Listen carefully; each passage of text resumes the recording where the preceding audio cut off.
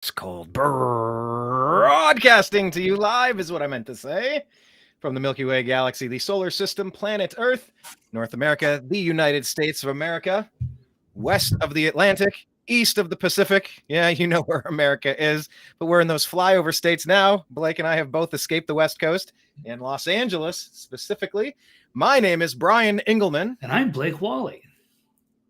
And this is Thursday, August 31st. 2023.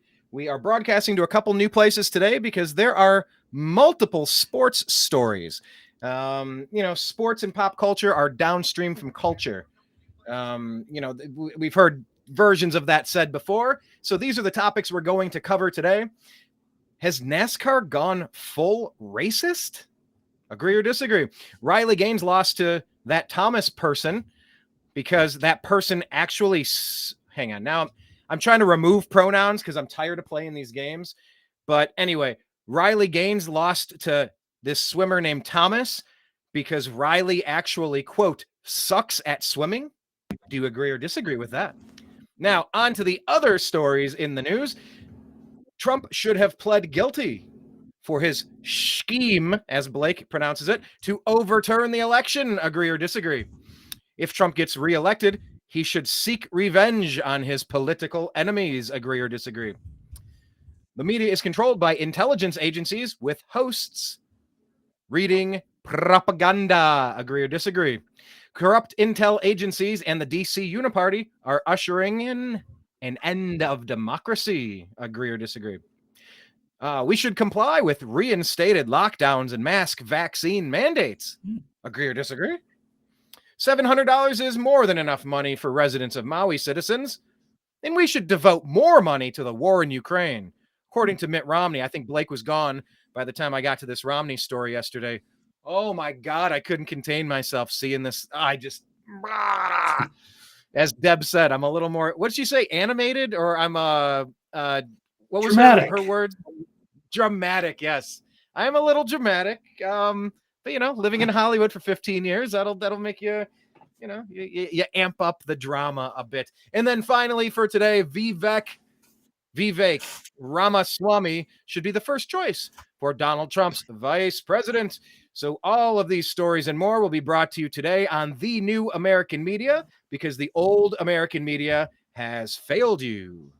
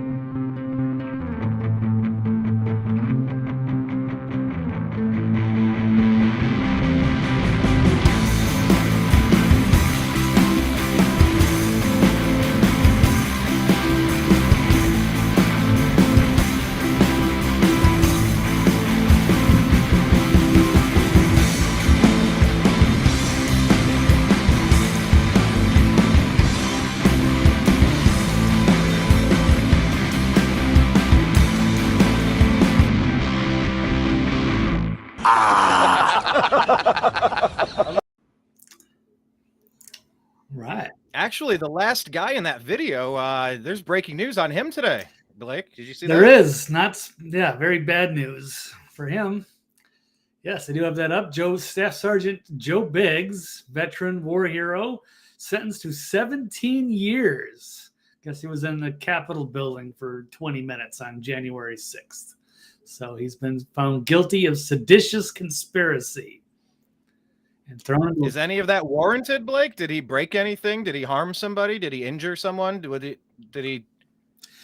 I'm not as familiar. Like, did he? Like, he was there for 20 minutes. Did he do anything other than existing? I mean, he was, one of the high-ranking leaders of the Proud Boys. I'm sure he was maybe involved in a little bit of mischief, but nothing like violent that I would see. So I don't know what they're trying to get him for 17 years for. Seems a little bit over the top, but it seems that they're sending a chilling warning to everybody else to stay in line. Interesting. We'll get to All right. That one just broke, so I haven't even dug into that article, but we will get there. Yeah, I mean, we go to where interesting things are happening, whether it's Occupy LA, the 2016 Republican National Committee convention, or the DNC, and they don't give us press passes for that because they were rigging it against Bernie to put Hillary up, even though nobody really wanted Hillary. She didn't have a lot of support. It reminds you a lot of Biden, actually, and what they tried to do with Jeb Bush and little Ronnie D. They're trying to astroturf these people in, but it's like the people say, I am not interested in more of that. But yeah, Joe Biggs, somebody we interviewed there, and we'll dig into that story a little bit more, but we are streaming in some new places today. We are in the Unhappy Hour Facebook group and the Unhappy Hour YouTube channel, because two of our top stories are going to be about sports related things. So let's jump into it right now. Blake, do you agree or disagree that Riley Gaines lost to that Thomas person because Riley actually, quote, sucks at swimming? I read this and couldn't believe what the quote was. I'm dying to get into the meat of this story. Do you agree or disagree with such a sentiment? I am going to disagree. It's a pretty shocking statement, but it came from a very shocking person. But it was trending on Twitter for obvious reasons. So Riley Gaines out of Kentucky is basically like a national champion swimmer, but she lost to Lia Thomas, who used to be William Thomas, the trans athlete. And she has been outspoken and trying to get rid of biological males from women's sports. It's not fair for them to dominate. So, Brian, did you know who came up with this quote that she actually sucks at swimming? No, I haven't seen it. I'm wondering if I should just guess and throw random darts with a blindfold, or should I, if you gave me a multiple choice, would you have 4 randos and I'd have to guess? Is this Jason Whitlock or Stephen A. Smith? Or I'm trying to figure out if it's an actual sports person. I'm guessing it's not a sports person. Okay, how about this? It is a sports political person. It should be very deranged leftist, prominent on Twitter. Oh, okay. Well, if you're giving me all of that as a clues, it's Blues Clues, if you will. Yeah. I would say Keith Olbermann. Oh, you would be a winner. Here we go. I am great at guessing games. I'm pretty good. I was on a game show and I won it, dude. I'm decent at guessing games. Right. Keith Olbermann is one of the most. This guy really needs to see a psychiatrist. Something is crap. There's no help. He used to be interesting and funny. No. Yeah, I think he's just got some toxic narcissism. It just gets worse with age, and it's not going to get any better. There's no reasoning with him.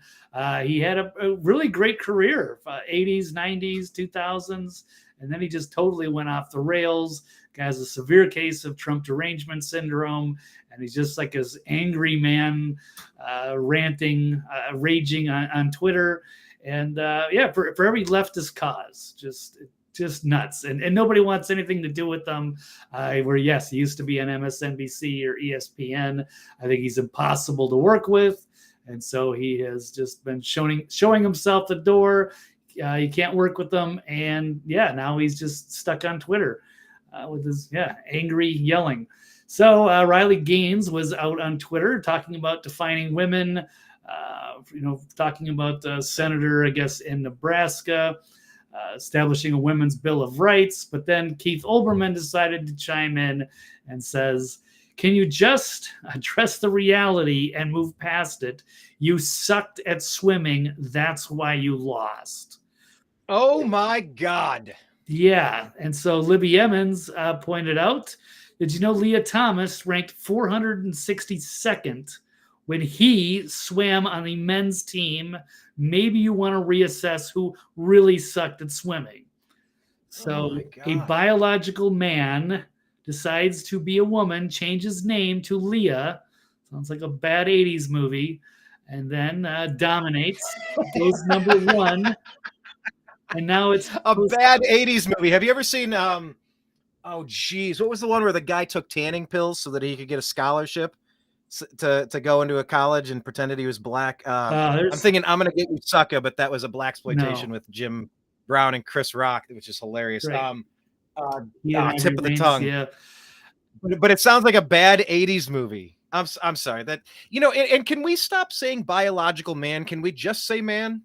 Why are we having to qualify this? Like we're ceding a lot of language. I, I'm a stickler for language, and this is all getting convoluted with all of these changes. Anyway, continue. You said I'm going to look up that movie. Right.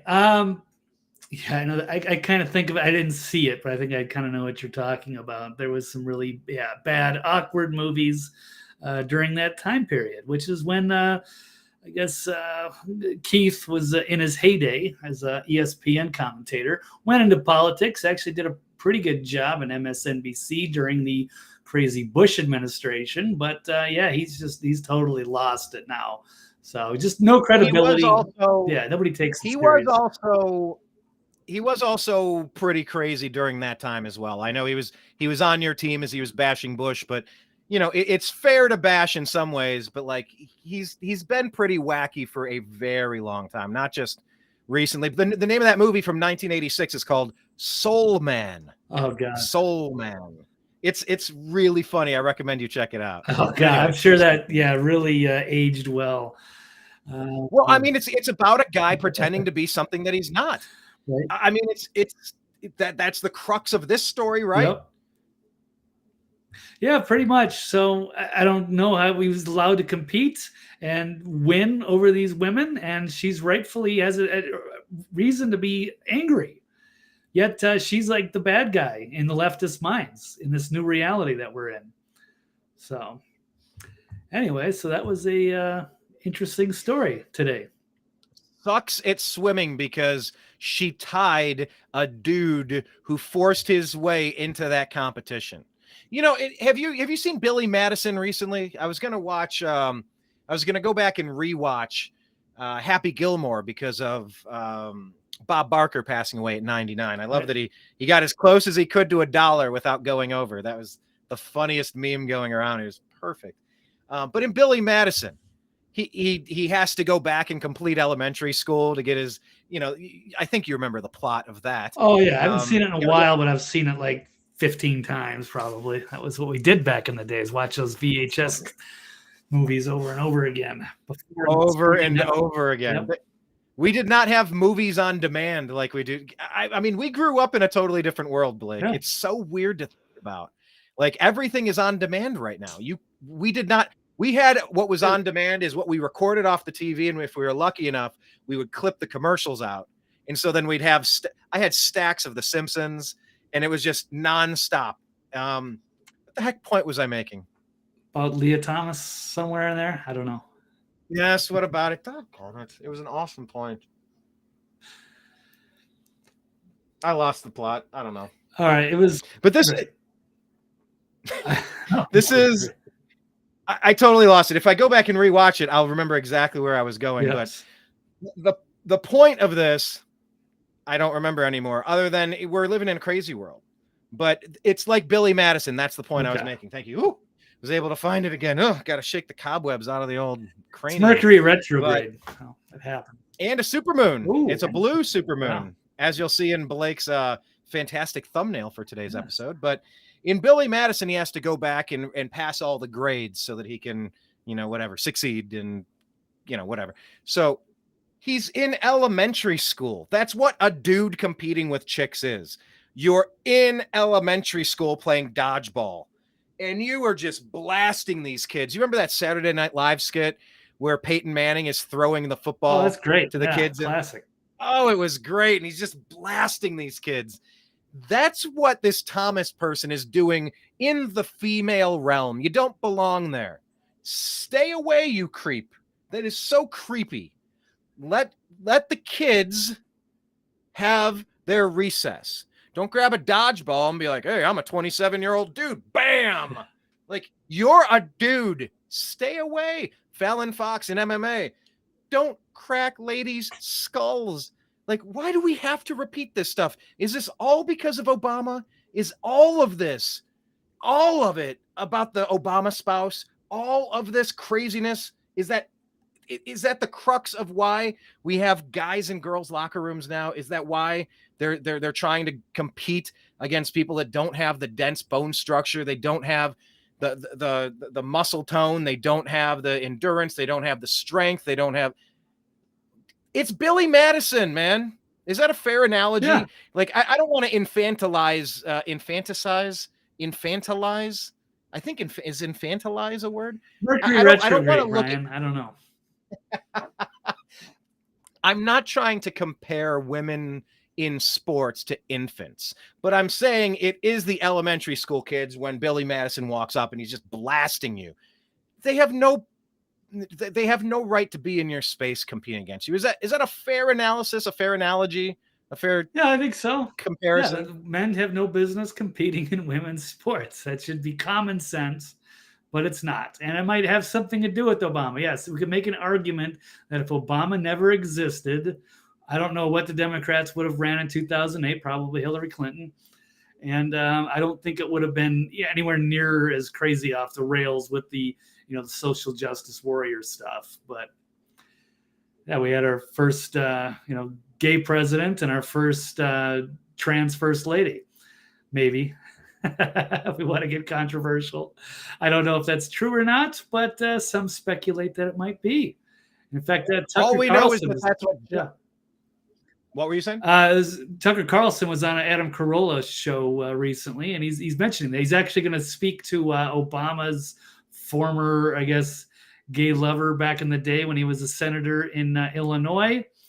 Larry Sinclair, yes. That one? Yes. And people have suspected, Michelle is Big Mike, and I don't care. I don't care what their lifestyle is, but the fact is that they were deceptive people that radicalized the country. And that is my problem with that. You wouldn't get elected president if people actually knew that truth. So I don't hold that against them if that's what they are. But it's policy I care about, and they were terrible. And a lot of people just absolutely loved it and have gone completely along with it and just become like cult followers now.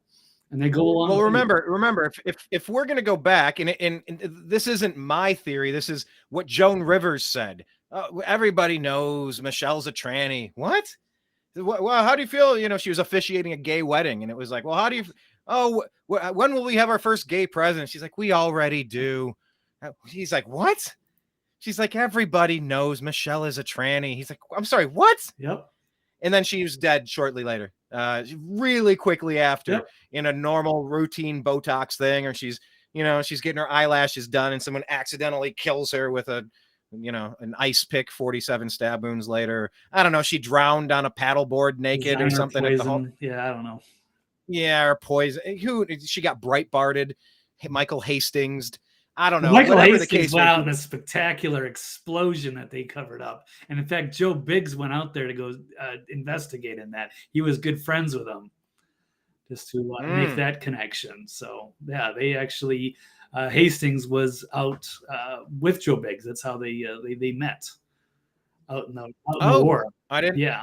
I didn't know that. I know Hastings. He was definitely.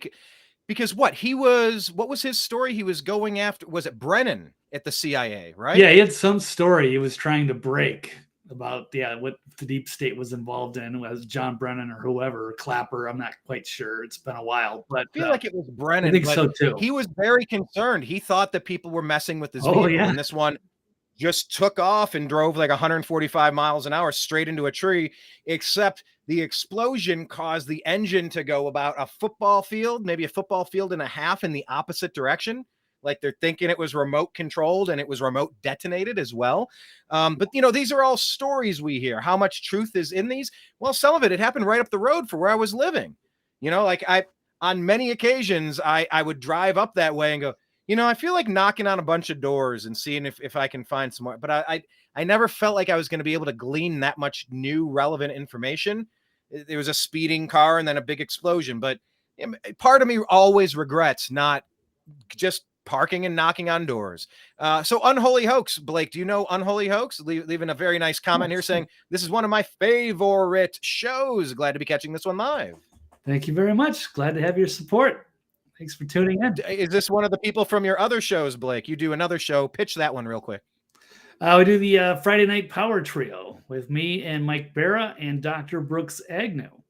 But I'm not sure if Unholy Hoax, we don't always have the chat going, so maybe I have not caught that. But it's great to have you here, regardless. So welcome. Absolutely. And Dreamer Ultra puts Barbara Bush ? Talking about, were there fake first ladies that weren't really ladies? And these are, I don't know.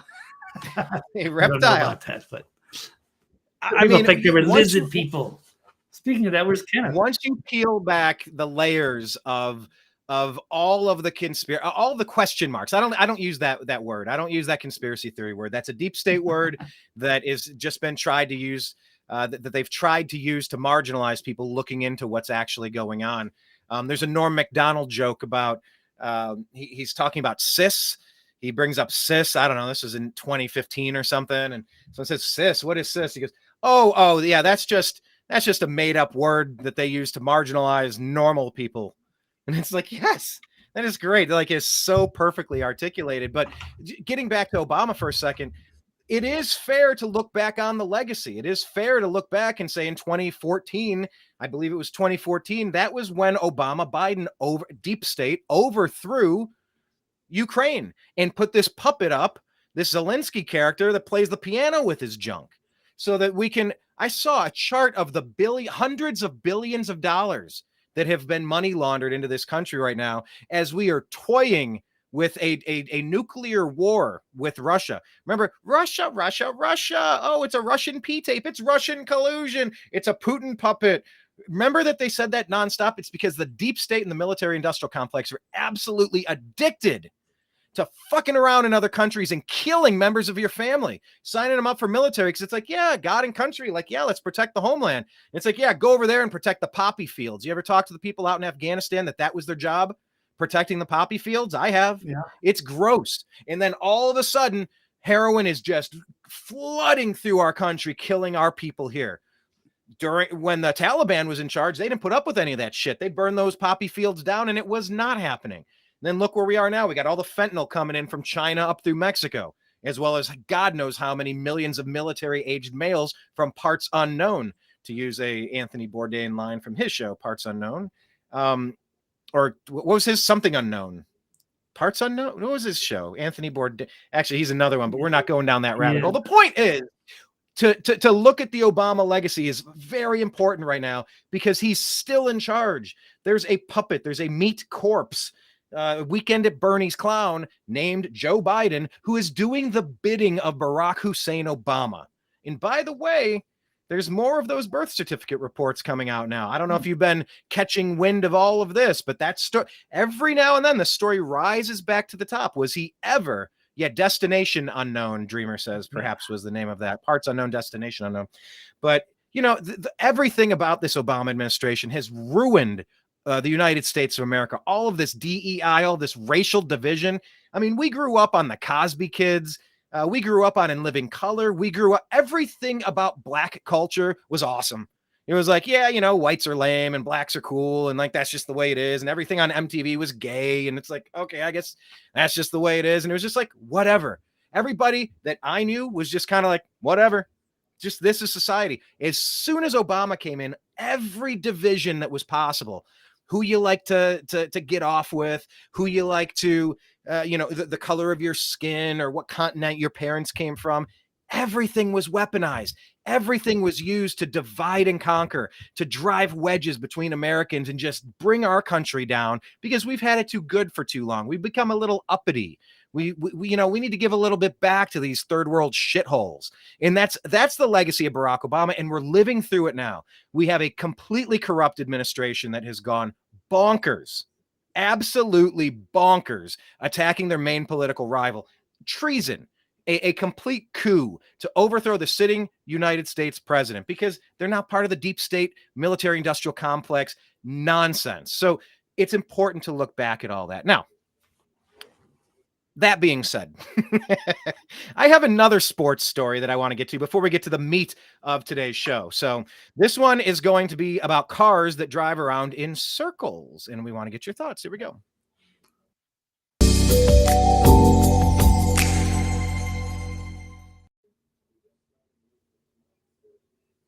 All right. And by the way, you can check at the bottom. We got a crawler there. You can check all these places for countervailing views if you don't believe anything we're saying, because I don't know, we have to say that stuff out loud now. Never believe us. Trust yourself. Do your own research. That's not a slur.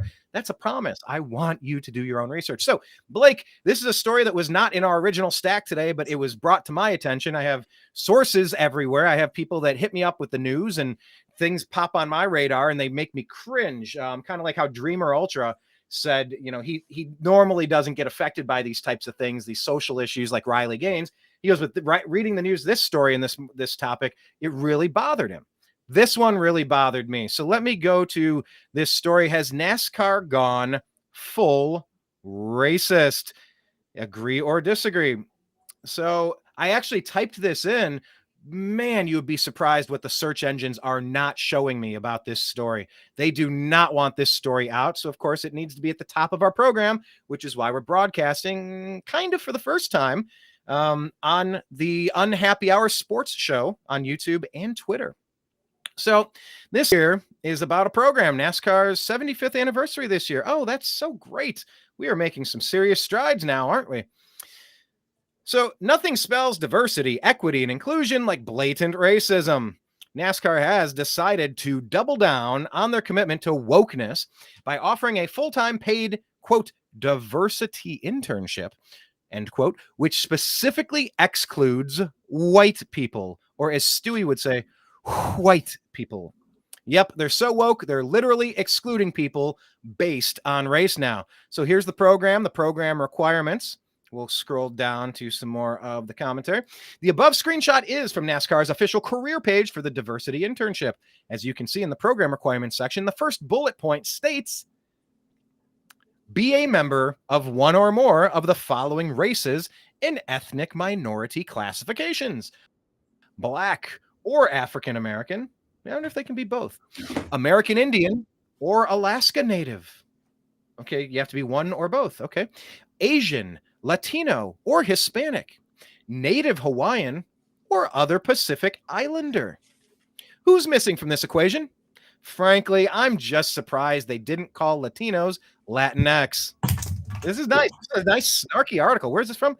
boundingintosports.com. I couldn't find it. I typed 7 different versions of this, and all they pulled up was how awesome NASCAR is. I'm like, they are trying to bury this story for sure. So if you think this is messed up, you probably won't be surprised to learn that this is exclusionary racist, that this exclusionary racist criteria is also completely illegal. Probably. I'm not a lawyer. Right here, it shows a picture of the NASCAR diversity. I don't see a single white person or a single white male. I don't see a white female actually either. I don't know. I don't care particularly, other than when blatant racism comes to hit you in the face with the frying pan. Anyway, in an interview with the Daily Wire discussing NASCAR's exclusionary practice, Professor David Bernstein from George Mason University's Antonin Scalia Scalia. Look into Scalia in Obama if you want to consider legacy, Blake. But let's not go off on a sidetrack with that one. But Scalia died under very suspicious, it seemed obviously a criminal murder. It seemed like ripped out of a John Grisham plot to take out one of the Supreme Court justices. But what do I know? Yeah, and replace him with Garland. That was their plan, I think. We'll just go with it. Yeah, and that got blocked, luckily, but still, the point remains, Scalia had a lot to offer, and it's a shame that he died so quickly. Continuing. So, David Bernstein from George Mason University's Antonin Scalia School of Law confirmed, however, that what NASCAR did was, quote, blatantly illegal, quote, and that it appears to violate Title VII and the in the 1866 Civil Rights Act. Bernstein added, having a 100% quota for minorities for a position is illegal, even under a very generous view of what is allowed. What this also means is that any potential applicant who wanted to apply but couldn't, based on the grounds of race alone, would be well within their rights to sue on the grounds of equal employment. Maybe I should apply to this thing and just sue them. NASCAR's Drive for Diversity initiative includes programs such as the Pit Crew Development Program and the Driver Development Program aimed at mentoring and training minority and female candidates. Applicants must belong to specific ethnic minority classifications or be female, whatever that means. I would love to click on whatever that means because I'm sure it goes into the Thomas, the not lady swimmer situation to be eligible. Yet NASCAR's job listings assert that they are an equal opportunity employer. Recently, NASCAR faced backlash for various decisions, including suspending a driver for a social media action. I think he liked a post.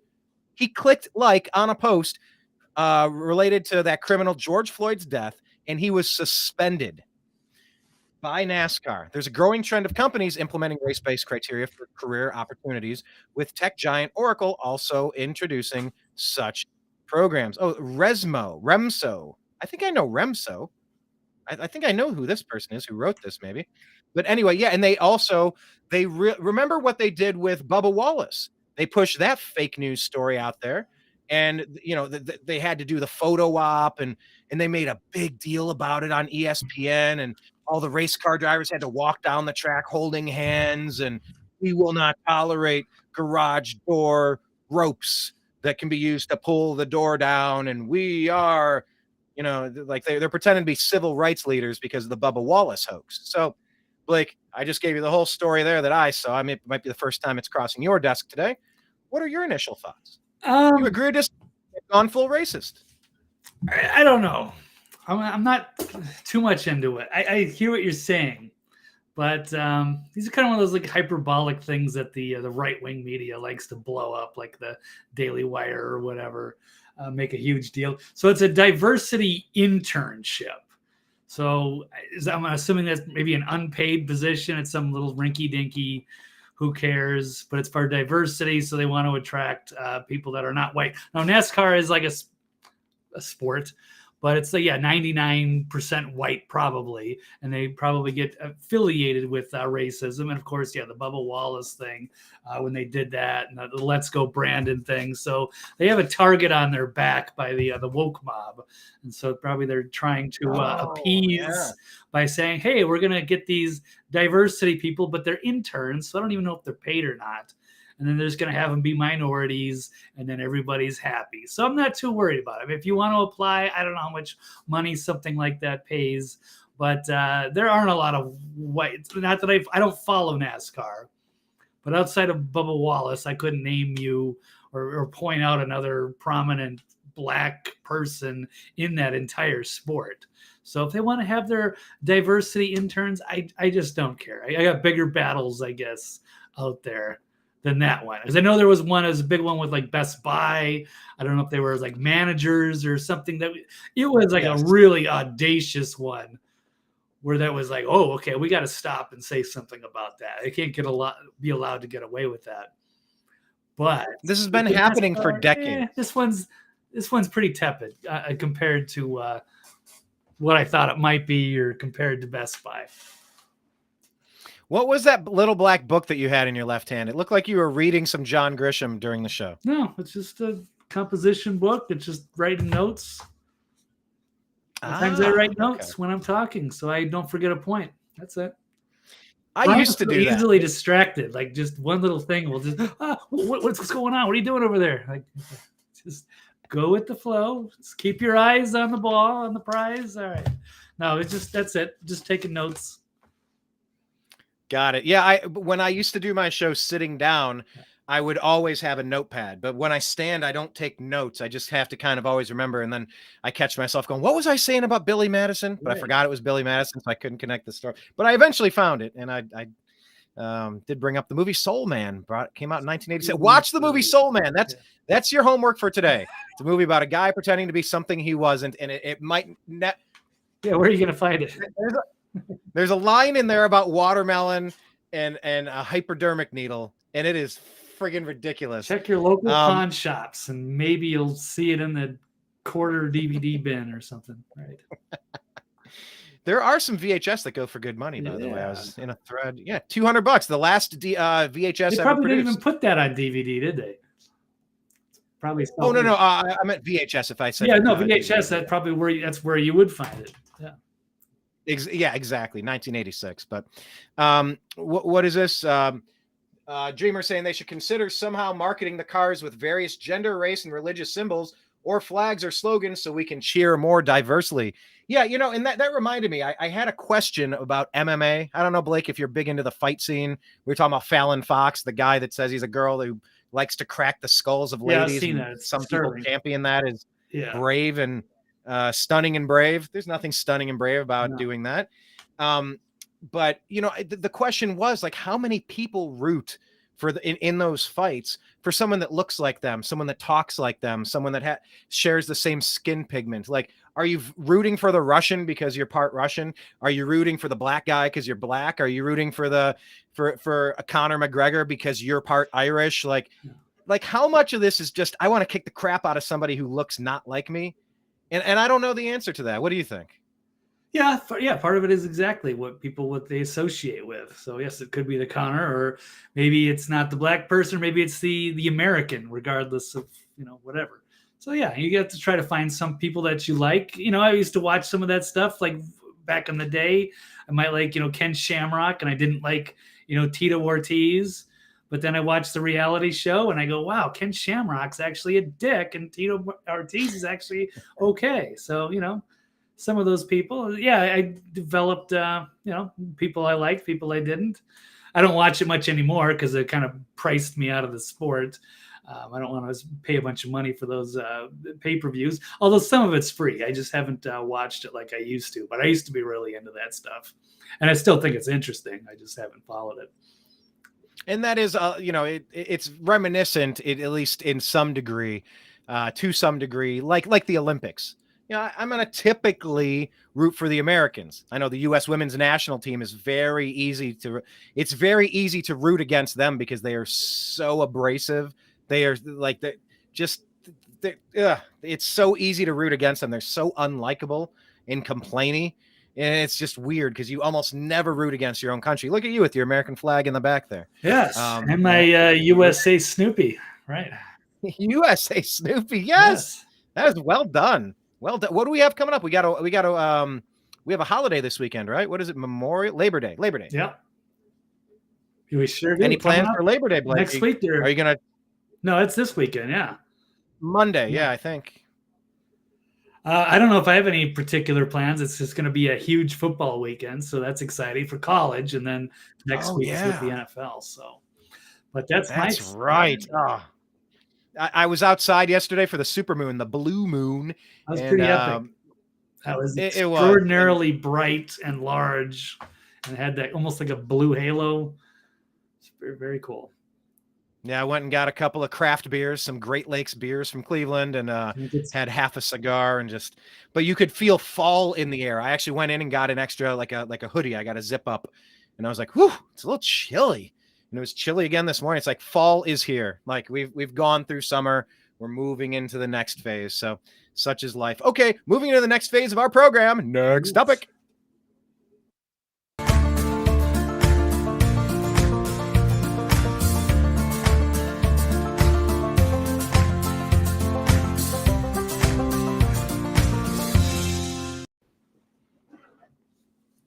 All right. The biggest story in the world right now is President Donald Trump. And if you have not seen his truth storm, I encourage you to do so. It used to be called a Twitter storm.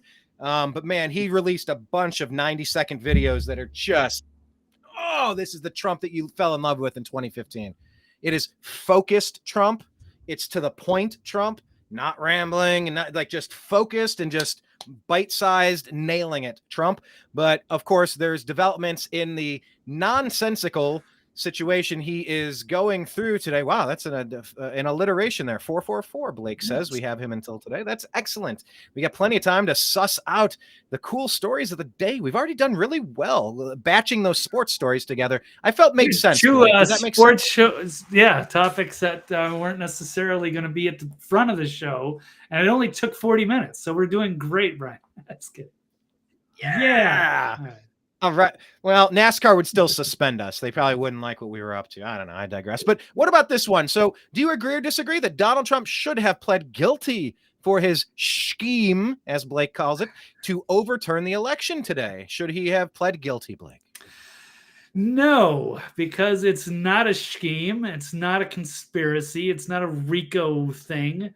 It's just a political prosecution by the leftist radical Democrats. So, and he had every right to complain about what was going on there in Georgia. It was shady as hell. And he wants to call that out. He can. Democrats certainly cry foul all the time when they think they lose elections. It should be fair for Trump to do it himself. And now they're trying to turn this into a big racketeering conspiracy. And it's BS. And none of them should plead guilty, should fight it, or just not even show up. It's insane. So this is Banana Republic shit. But anyway. I like, ooh, Blake bringing out a cuss word. He rarely does that. Nice. Sometimes, yeah. So maybe encouraging him to not even show up as well. That was an aggressive legal suggestion there. No, definitely do not take my legal advice because I do not know anything about that. That is not my expertise at all. But this is or his investment advice or his medical advice. Right. Essentially, don't believe us with anything. Go do your own research and your own homework because we think you are adults and you're allowed to take what we say with a grain of salt because fuck you if you can't. Ultimately, people have to trust themselves at the end of the day. Yes. Just take as much information as you can from different angles, different perspectives, and put it together yourself. I will be right probably 90% of the time, maybe even more. But the one time you think, well, Blake's got it, then I'm going to be wrong on that 5 or 10% and really let you down. You're going to be mad at me. You're going to be so disappointed. How did he get that one wrong when he got so much of it right? I know it happens though. Look, you can make it into the Hall of Fame in baseball if you get 3 hits out of every 10. Those are not astronomical odds there. That's very doable, very winnable. So walk us through the story here. I mean, this is what, just procedural? Yeah. Any major ramifications with today's actions? Yeah, so he won't appear for the arraignment, enters not guilty plea in his Georgia RICO case, along with the 13 conspiracy felony counts and all of the other people. It's this nice graphic here of all of the people, a 41 count indictment and 30 unindicted co-conspirators that we have here. So this is quite amazing that this is happening here in America. So who can arrest this Fanny person who's doing this? There's going to be another strongly worded letter from the wimps up on Capitol Hill. Jim Jordan's going to look at something, and McCarthy's going to, he's going to hold an investigation. There's going to be a hearing. These guys are going to play their little game while they get completely punched in the face by the Democrats like they always do. The Republicans never freaking do anything. These guys are the biggest wimps, or they're in on it, or they're all in on it. Yeah, I don't think they're all in on it. Or are they in on it? But it's probably like 75% at least that are all in on it, or they're compromised and they got to go along with it. So it's a real mess. And it's hard to go against the grain there, against the deep state. And they'll find ways. You get like a Madison Cawthorn, you get some young guy who's going to try to make waves, and they will absolutely destroy him. Or they turn the tables on Marjorie Taylor Greene. There's a few. You get them. You think they're going to do good things, and then the deep state finds their ways or finds the dirt and uses their leverage and turns it against the people again.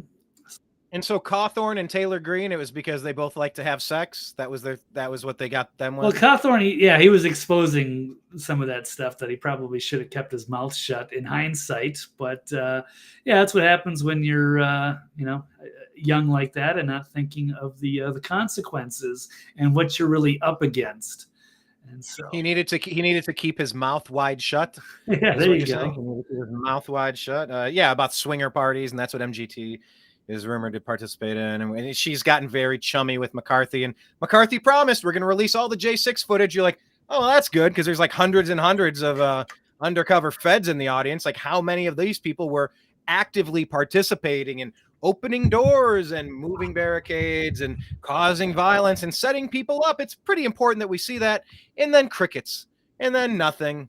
So all of what Matt Gaetz and Marjorie Taylor Greene, what they swore up and down, you can only become speaker if you promise to do these couple of things, or else we will retain the power to remove you. Okay, I'll do it. And he hasn't done it. And nobody's holding him accountable. Nobody, Blake.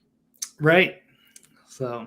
And also talking about the deep state, what was that quote from Chucky Schumer, one of the worst liars? And he said he warned Trump about crossing the deep state because they have 1,000 ways to get you. It's like, holy shit, has our country been overthrown by mobsters? They killed JFK. Like, everybody's just supposed to be okay with this? Am I missing something? I must have missed a chapter in this book. When did this shit become okay? And it's like openly discussed. I guess it's always been this way, and the smart ones just play the game and shut your mouth, or it's gotten super bad since Obama, or it was Obama, Bush. I'm sure Clinton, Kennedy. Yeah, it's been going on a long time, incrementally, and it's gotten much worse, and probably really kicked off into the 90s, 2000s, and ever since. But yes, to go off on that, there was that was just in the news here. Tucker Carlson talking about the old Chuck Schumer clip from 2017, talking about that was he brought that up. I'm sorry. Did he bring that up on Corolla? I haven't seen that one. I saw a clip where he talks about how he's concerned that they were going to JFK Donald, and Tucker did tell Donald to his face. Is that same clip where that came up again? Well. Yeah, he's talking about the Schumer clip that Trump was really dumb for attacking intelligence agencies. That from Chuck Schumer, and they've got they have 6 ways from Sunday at getting back at you. He said that on Maddow, and to kind of threaten them, and they certainly did. They've done everything they could to destroy Trump, and he's got almost everything. Yeah, and so outside of going for the assassination, which they might do, that was also mentioned on that show recently with Carlson and Corolla, talking about that's what's going to be next. If these going after him for this lawfare is just making him more popular. It's just giving him the more the populist message. It's resonating, and they might have to kill him next. And we're talking about NASCAR and Obama's legacy of just being the greatest, and by greatest I don't mean the best. I mean the largest racial arsonist that American politics has ever known. You've heard, oh, Trump's a racist. You go, well, based on what? What quote are you like what policy, what quote? They go, he's a racist. And you go, well, tell me why did you come to that conclusion? They never have an answer. Have you experienced that? No. That you ask, or you see the conversation and they go, okay, well, what about Trump is racist? And they go, I don't know. Right. They're just hearing it from these leftist hacks in the media. They're bought and paid for, and they're saying it. And so they're just regurgitating the propaganda. But then when you call them out on it, they have no idea what the source is. Because there never was one. It's just, it was something, a person on TV, so it must be real. Now, I don't know if you've seen over the past few days, especially since the mugshot, I am seeing video after video after video. And I saw an interesting one with Larry Elder talking to, what's that guy's name? Charlemagne. He calls himself a god. I mean, where did he get off with that crap? What is that crap about? Man. I'm a god. Am I missing the point of that name? No. Like, how sacrilegious can you be? I'm a god. I don't people, know. That their is, ego, it goes right to their head. Yeah, they get a little bit of power, a little attention, and they think they're something special. And he's got a big well, audience. Charlemagne asks Larry Elder.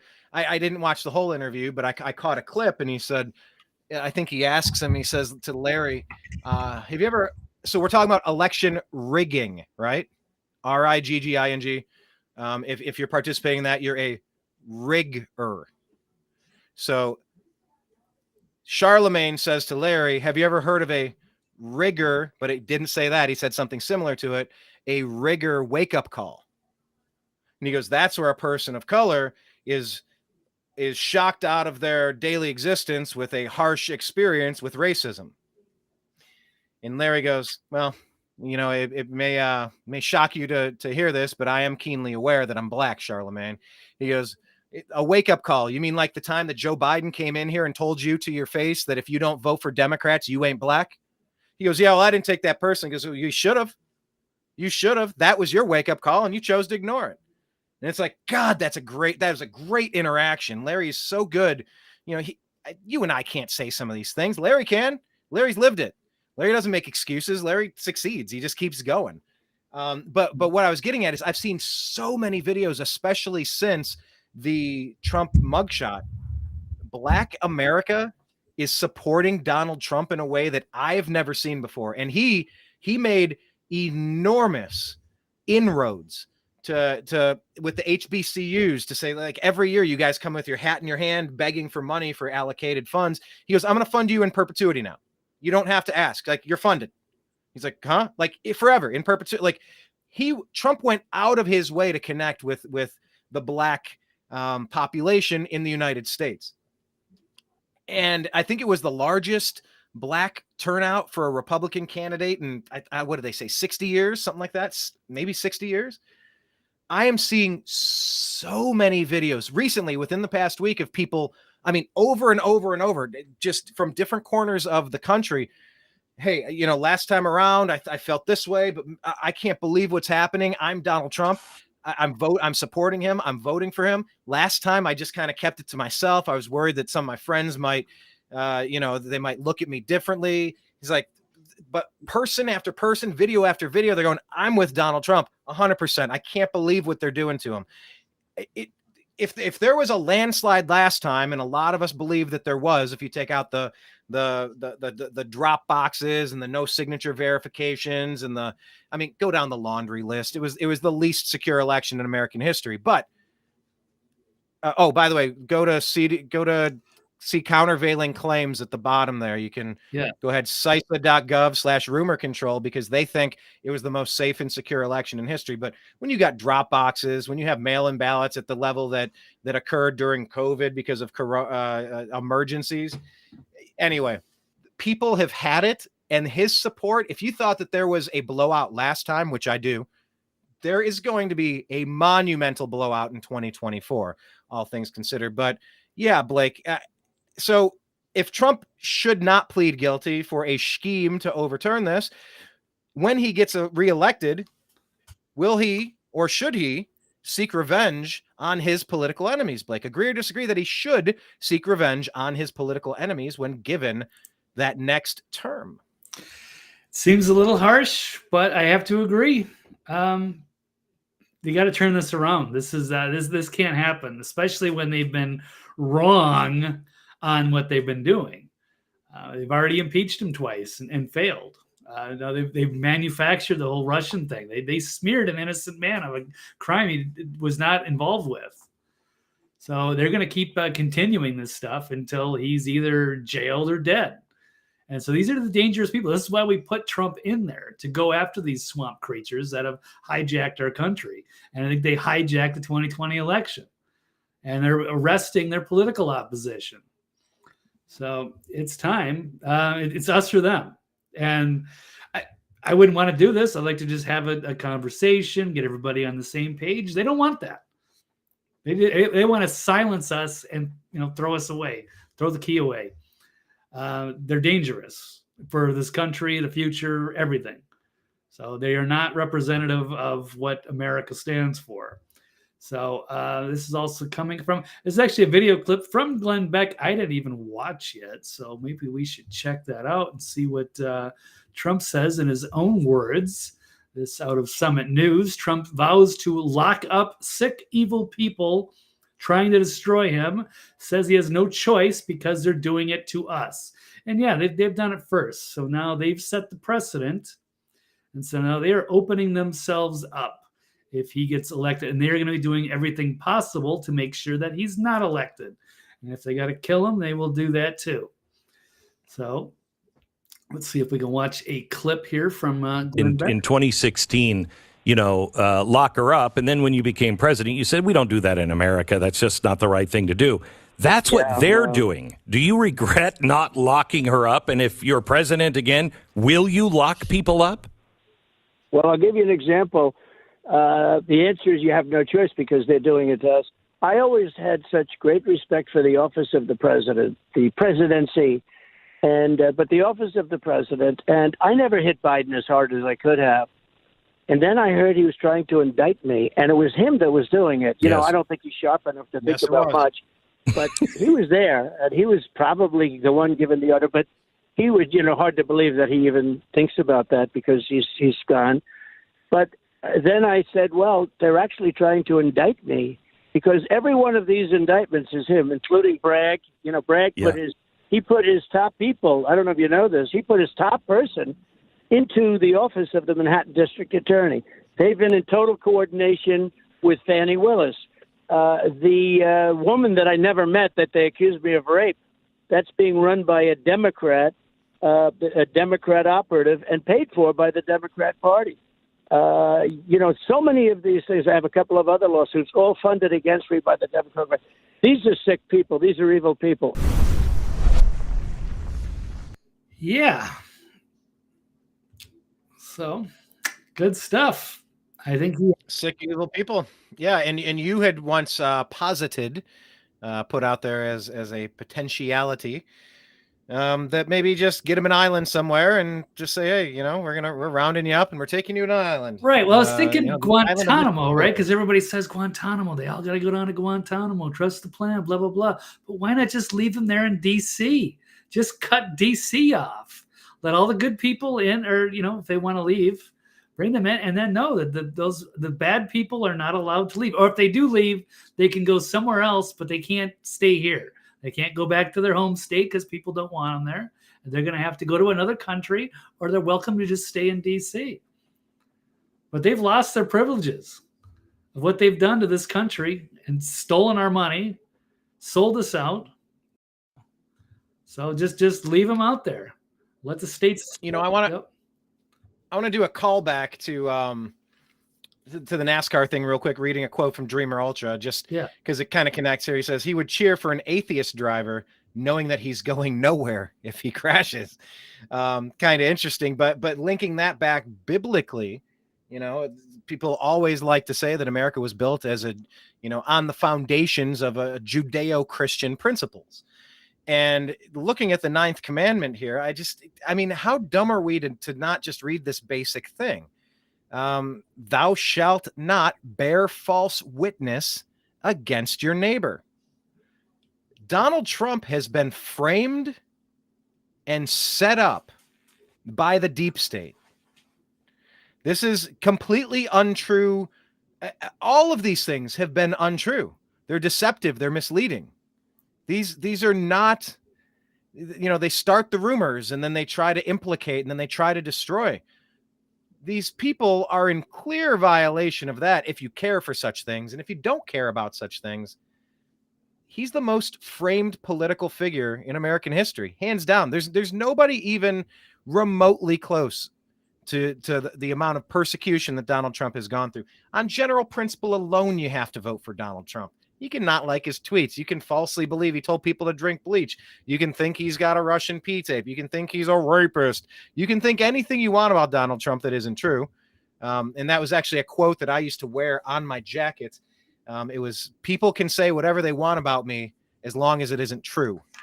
I went through some stuff in college I was running for student government president, and I was putting on concerts, and I was writing for the newspaper. So it was kind of like I was in the paper every day, and I was starting to see all sorts of ridiculous stuff. And it's just like, all right, Dorothy Parker quote. Yep, I don't care. You can say whatever you want about me as long as it isn't true.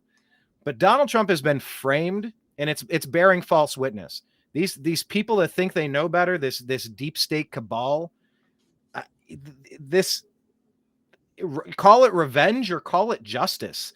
It's really just justice at this point. These people have framed an innocent man over and over again, and there must be repercussions. They have to be taken out of general population.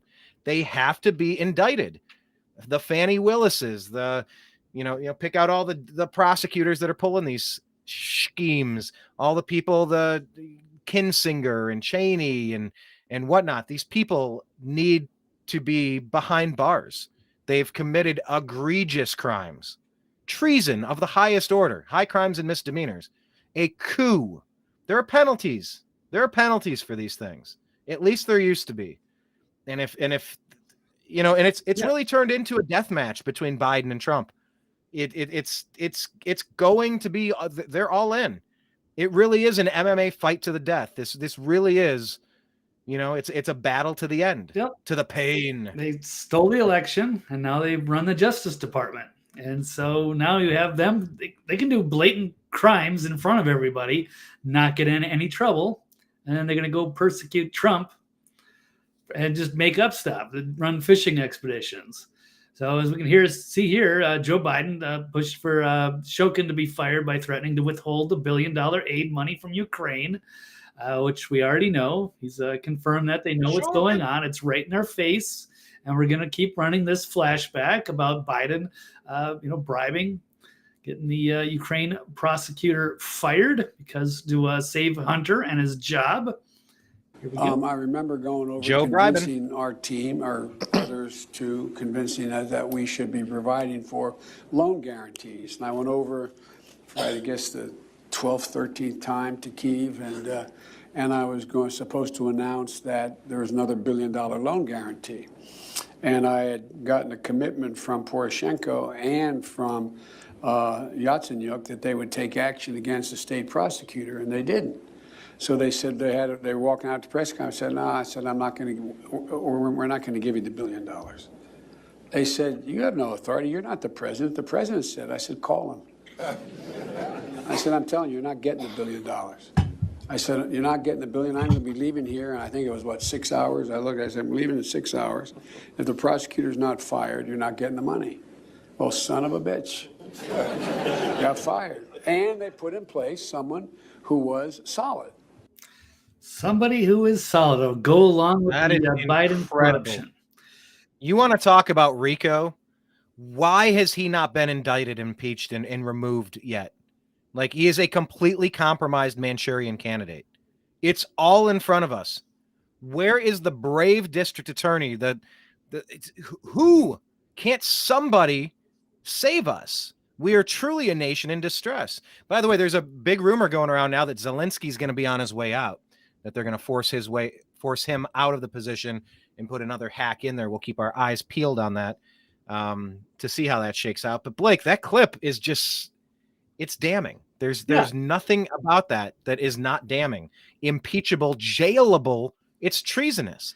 I mean, they've got us on the verge of World War III because of them screwing around in Ukraine after they toppled their democratically elected president to put in their puppet over there before they went, if we could get away with that in Ukraine, let's do it here in America. And they did it here in America. By the way, for countervailing views, go to cisa.gov/rumor control because they think this is the most secure election in the history of all things. Right. It was pretty audacious when that one guy came out there and actually said that in court.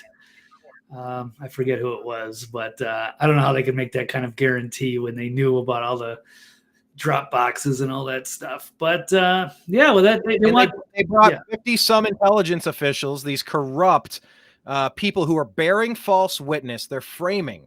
They are covering up for Hunter Biden's laptop from hell that shows he's a completely compromised and potentially blackmailed hack that's putting our country in grave danger. And they all came out and lied because they wanted Biden to get in the office to assume the position. They said, what was it, like 20% of people would have changed their votes had they known that the Hunter Biden laptop was accurate. I mean, that's collusion. That's election interference. That is the overthrow of a sitting United States president. That's called treason. That's a coup. There are penalties for this. Yeah, there should be. If we can get them and enforce the penalties. Well, who's going to do it? Unless there's an interregnum and Trump is actually secretly the president and he controls the military, we're kind of stuck. So I don't know who's the white knight who's going to come in here and save the day if even Trump's getting a mugshot. But just to show you the double standard, yeah. So we've got Biden caught red-handed, openly bragging about getting the prosecutor fired in Ukraine. And then we've got Garland, Department of Justice, telling Jim Jordan it will not cooperate with the Hunter-related subpoenas.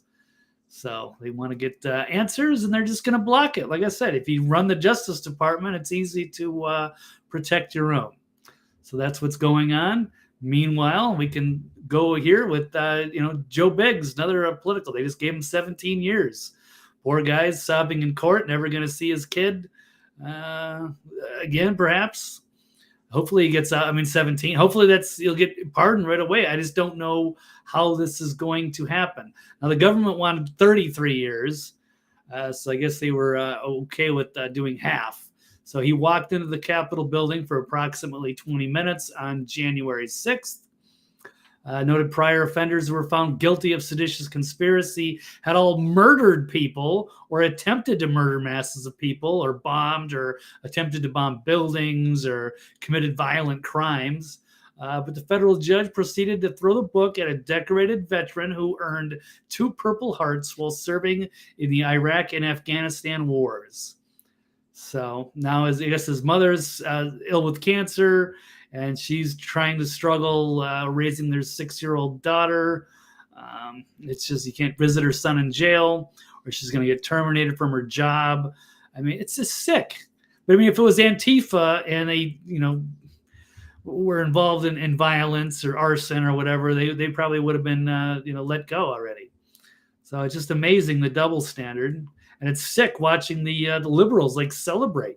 They're so happy to see, war hero get 17 years because he walked into the Capitol because he's not on, their political side of the aisle. So we're in some pretty shocking times. And just to go into another thing, Brian, I don't know if you've seen this great interview here with Tucker Carlson. Some of it, yes. Not the entire thing, but I've seen a few clips. Yeah. Yeah, just talking about the shocking corruption and how we shouldn't get involved with, fighting in Russia and getting out of this Ukraine war. And then if Trump was here, that's our only hope of getting out of the Ukraine war. Because we might be looking at save me, Obi-Wan Kenobi. You're my only hope. Yeah, he's the only rational adult, and it's been the only great foreign policy president that the world has seen in decades. We've been totally corrupt, this military industrial complex and all the bases and all of the invasions. We finally had some sanity for 4 years with Trump, and now we're going back to this. Now we're pushing the first president in our lifetime, Blake, the first president in our lifetime that hasn't dragged us into some unnecessary foreign conflict where our neighbors or our family members are killed for no reason. The first president to keep us out of that crap and focus on making this country a little bit better. Did you want to play the clip? I'm going to run a quick part of this clip because it ties into what we were just talking about. So here we go. Let's ask you one last question about Trump, since you. Let's see if it actually works. Well, per usual, it'll stall, and then we'll think about sending me the link, and then I'll click the link, and I'll pull it up in a tab, and then I'll go to click play, and then yours starts again. That's usually how the process works. Yeah, a couple of times. You were just in an election that I know your staff was worried you might lose. There was an open question. You won pretty sizably, but it was a real election. Oh, it was. Did you consider at any point just indicting your challenger on fake documents charges and trying to? Well, Brian, I don't know if you want to pick that one up, but it's about 28:30. Wonder if I can. I believe in this clip. I believe in it. I think it's going to play. So he asks him, have you won your election? Yeah. And did you think about throwing your political opponent in jail? And I'll say hello to Jocelyn, who's joining us. We have now. some Thank you, bad Jocelyn. chapters of our history, but that kind of civilian war, cold civilian war, was not part of our culture. So we can beat each other, we can argue against each other, but to do what's going on now in some countries and even in your country, to use the justice system against the political opponents. In Hungary, I think it's impossible to imagine. That was done by the communists. It's a very communist methodology to do that. So in Hungary, we are all aware that we disagree on many things, ideology, values. All right, well, might stop there. But Hungary was under communist Russian occupation for a long time. So they know what it's like to be occupied and have that kind of corruption going on. And he's warning against us. He's not like picking sides per se. He's just saying the Russians are a different animal. We're not winning that war. They're not going to win that war. They're just throwing these Ukrainian soldiers into a meat grinder. It's so terrible. The numbers of Ukrainian men that are just being eliminated. Every time somebody gets killed, a family is just wrecked. Absolutely wrecked. You can never rebuild what's taken away when you take a young soul off of the earth. And they just don't give a shit. And they're just addicted to it. They make some money. They get to go on a vacation and drive a fancy car. So they sell their fucking soul to kill hundreds of thousands of people like it's nothing.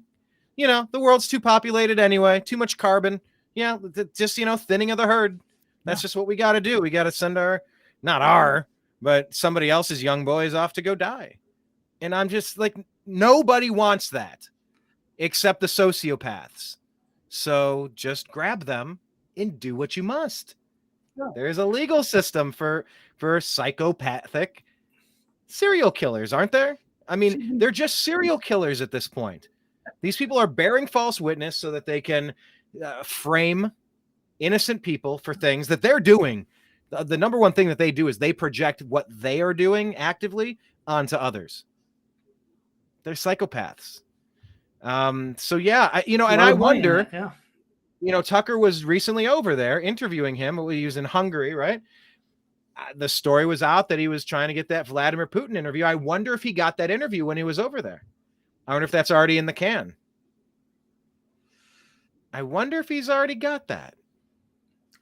Because that was our story on Tuesday. Should Tucker Carlson have this interview? It's like, yes, a little less conversation, a little more action. How about a little less fucking fighting, a little more conversation?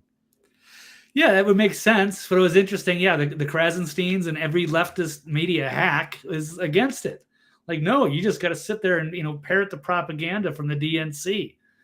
Like, no, you can't talk to this person. Why not? Why shouldn't we get every perspective we can? That's what journalism is. But they've changed the definition now to just be, mindless order followers. It's regime. It's like we're in a communist regime. It's amazing. So none of these people have any balls. Anyway. Well, yeah. Well, by the way, welcome to Post Joy. You put that up there. She was just told about this show yesterday. So glad I caught it live. You guys are rocking the truth. Thanks. How much, Blake? How much did you pay her to say that? Was that on Fiverr? We got to go on Fiverr and tip them $5. How did you find us? How were you told about our show yesterday? We love to hear these stories. Unless you know Post Joy. Yeah, she's been on the with Mike Barra show. Yeah, she's a frequent guest. I haven't seen the show, so it's good to see faces. Heck yeah. And thanks to the Debster saying that was a pretty good Elvis impersonation. I don't know that I do that very often, so thanks for that. I appreciate it. Okay, well, that's what we're talking about with Trump. That's what we're talking about. All of the framing that is being done, the bearing false witness to try to frame an innocent man and ruin his life. And by the way, he says it all the time, and it might be his number one campaign slogan. They're not coming after me. They're coming after you. I just happen to be in the way. That is the #1 winning bumper sticker.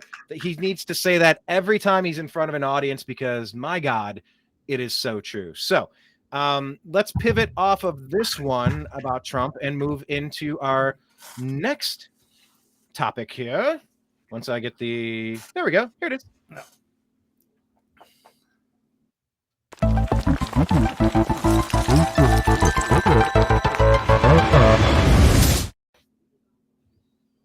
All right. Well, these next two topics are pretty much more in line with the title of today's show, Traitorous Media Colludes with Democrat Deep State, because it is the Democrat Deep State. The Deep State are the Democrats, the globalists, the Marxists, the communists. They have taken over, and they're not part of the Republican Party. They're not libertarian. They are the Democrats. Like they have colluded. The Deep State and the Democrats are the same thing at this point. The eggs are scrambled.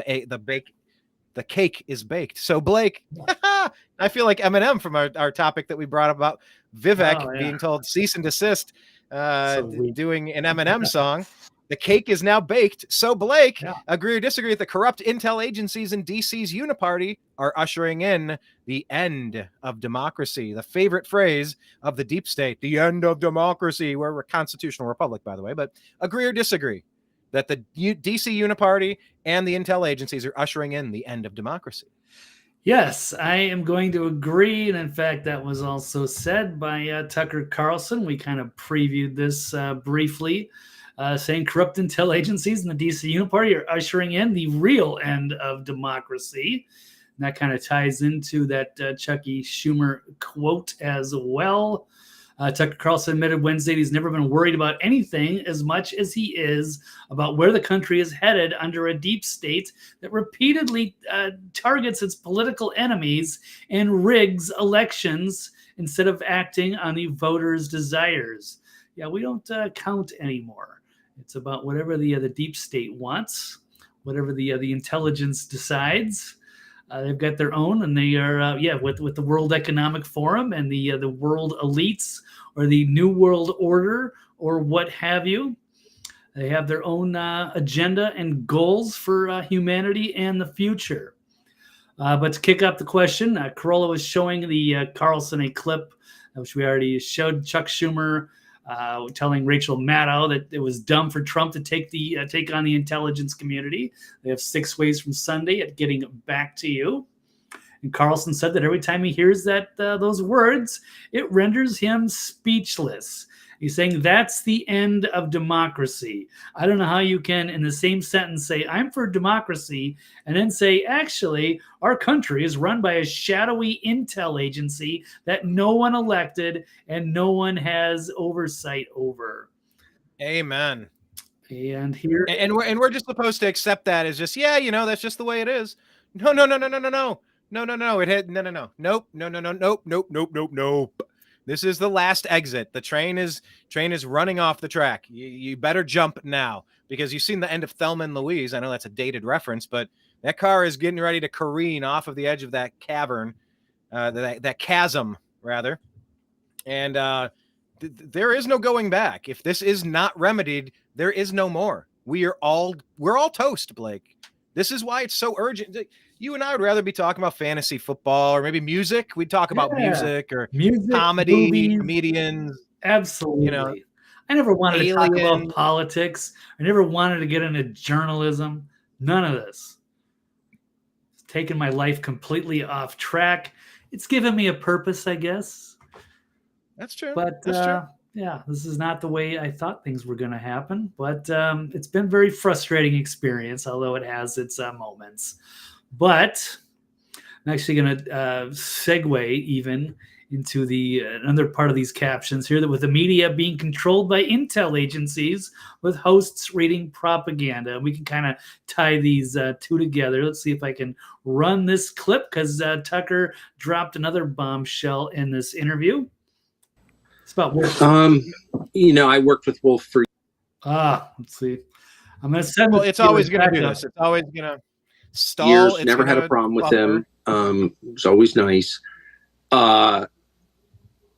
you know, no one wants to hear it. And I'm sure most people won't believe it, but I can tell you, having lived it for many years, it's true. The intel agencies have a big effect on what is broadcast on television. So even that's a good pause. And what you see on Facebook and Google as well. I mean, they're all up and down. Intel agencies all over broadcast media and social media. Facebook and Google, as I'm sure you know. And remember what I was telling you about trying to find that NASCAR story. Oh, the search engine did not want to tell you about how they're... You know, there are a lot of anchors. Well, I sent that to you, Brian. I don't know if you want to pull it up at like about the 1 minute mark. I'll give it one more shot here. We don't have to run much of the clip, but I just wanted to get a part of the highlight. Who, including people like... Yeah, I think like let's here pause that video. From now on, I think you're going to have to send me these. Oh, okay. The one you sent me was his interview with Hungary and Ukraine. Viktor Orban. All right, we'll check this one. We'll start it at the 1 minute mark. Yeah, I guess it's overloading my satellite internet. Yeah, it's consistently failing us. So I do have sharp internet here. So we're going to have to do that. You'll have to send me these in advance. All right. Tucker confirms that the media is controlled by Intel. And now what? His dad worked in Intel, right? Yeah. That was where he came from? Yeah. All right. Let me, I have it pulled up here, but it's not playing. How do I pause it? Oh my goodness. Okay. There we go. Yeah. We'll have to change how we play. I would much rather prefer that you do it because I got a million other widgets on my... But Brian never shuts down his computer. He just has open tabs all the time, and then he just makes his computer sleep, and then he just wakes it up with the.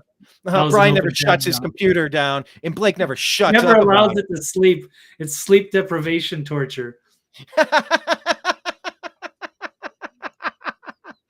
That's kind of funny. Computer can just never reset itself. It's just constantly being woken up as soon as okay. But anyway, all right, Brian, go ahead. Here we go. Let's try this again. What's your take on a Wolf Blitzer type? Because I'm sorry, what? Okay, go ahead. What were you saying? Start it somewhere else? I was going to say start at the 1 minute mark. That's kind of where I left off on that. I kind of skipped over the little bit of fluff there. Okay, here we go. In theory, it'll play. In theory, it's thinking about it. Oh, yours won't work either. It's the deep state conspiracy. They're watching our show. They're shutting us down, man. Well, maybe not, but it sure seems like a coincidence sometimes, doesn't it, Brian? Things just fail at weird times. I can't really describe it. So I don't know. I don't have a transcript for it, but he is mentioning that there's prominent people that are in the media. He would know. He's been there forever. So he's saying they just read word for word propaganda that's coming down straight from the intelligence agencies. So they're not real journalists. They're not, going discerning the truth to bring out to people. That used to be how news networks competed, was by bringing the real truth to people. There are a lot of anchors who, including people I know well and have worked with at different networks. I'm thinking of one in particular, national security reporter, who was just a mouthpiece for the Pentagon and the CIA and is knowingly telling lies on their behalf. That's very, very common, very common. And I can think of a number of people at CNN who I know for a fact are doing that exact thing. And so, they're reading government propaganda from the intel agencies knowingly. And I'm sure they've got some internal rationale that allows them to get up in the morning and face themselves despite having done something that dishonest. But I'm just telling you, bottom line, I know that is true. I'm not speculating at all. And in particular on the national security stuff, there are very well-known national security reporters, and I'm thinking of one female national security reporter in particular, who just reads lies from the national security state. And it's wildly frustrating. And it would just make me mad. Even if I don't agree with the lies, okay, but even if I did agree with the lies, I would be offended because they're lies. They're lies. Like when CIA and the Pentagon were claiming that Bashar al-Assad used poison gas against his own people. Okay, there was There was no evidence that was true. I mean, maybe it was true. There was no evidence it was true. None. Zero. And I called them out, and they could not provide any evidence. And yet every national security, and it was a big deal. I mean, we killed a lot of people in response. We sent in missiles and killed a lot of people. Gross. We took human life in response to that claim. And it was, as far as I can tell, a lie. And every national security reporter, every channel repeated it uncritically. The Biden administration blew up Nord Stream and, created the largest act of industrial sabotage in history, the largest man-made CO2 emission in history, an environmental crime. This is a huge deal. This happened. And every national security reporter just looked right into the camera and said, well, we think Russia did it. Well, they knew Russia didn't do it. That's a lie. And they knew it was a lie. So I just think, and again, I'm not speculating. I spent my life in this business, so I've seen it. People underestimate the degree to which the people sitting on the news, possibly even Wolf Blitzer, are repeating talking points from the intel agencies and doing it on purpose. It's scary, man. Really scary. Possibly even Wolf Blitzer. Come on, with a name like Wolf Blitzer, that's propaganda. But Blake, on the upside, Debster, she has this comment. Brian and Blake speaking the truth is very appreciated. Well, we don't know what else to do. We try to watch the news because we used to think that was the who, what, where, when, why. I have a journalism degree, a minor actually, and I wrote for my school newspaper, and I've done radio, and I've always been involved. But I used to think the news was the news. Who, what, where, when, why, and how. These are the things we're looking for. And of course, there's always room for opinion. There's always room for, speculation and hunches and intuition. But I used to think the news was the news. The news is not the news, and it hasn't been the news for quite some time. So when Debster's saying, that it's appreciated, thank you. Number one, I've been told I don't take compliments very well, but I've gotten a little bit better. I guess you're supposed to just say thank you first. I usually go into this long convoluted thing, and it's like, just say thank you. But the flip side of it is thank you, comma, nobody else is doing it. They say, oh, well, we got to have millions of illegals flood into this country. Illegal aliens, they're the backbone of America, huh? Well, they're doing jobs Americans just won't do. Okay. I mean, when I was in high school, I had to do jobs. I needed to pay my car insurance. I needed to pay for gasoline. I needed to get a vehicle. I had to buy clothing. My parents gave me the essentials, but I had to do all the fucking rest. So it wasn't like, thank you for getting a job. It was like, I need a job. I need to do things. So it's, the only way America is going to succeed is if we have millions of people flood in here and we don't know who they are, where they're from, and what kind of criminal acts they may commit while they're here. No, that's not okay. That doesn't make sense. Blake and I are doing the job that the mainstream media won't do. The new American media was created because the old American media has failed you. That's why we're the new American media. So if there's any hope, Debster, once again, appreciating this, we are merely, Blake and I, in the new American media, we're merely a product of watching these intelligence agency hacks who think that they are God. Remember earlier in the broadcast, I was laughing at that guy, Charlemagne, who has the gall to call himself the God. And no personal beef with Charlemagne. I've never listened to your program. I don't know who you are. I couldn't pick you out of a lineup other than seeing a couple of clips of you. I don't hate you or anything. I think the name the God is absolutely ridiculous. But we're doing the job that the mainstream media won't do. We are watching the lies, and we can't take it. We cannot sit here and listen to the propaganda. We can't watch Charlemagne sit there and have Biden tell him, if you don't vote Democrat, you ain't black.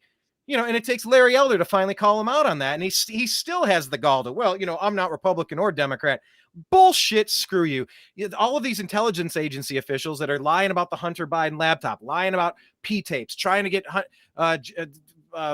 Donald Trump indicted, get him impeached, and there was an insurrection. Sure, there was an insurrection. You mean all these gun-toting Second Amendment nuts who love liberty and have the Gadsden flag on their bumper sticker, T-shirt, hat, and backpack? You're telling me all these people showed up unarmed and didn't fire a single shot?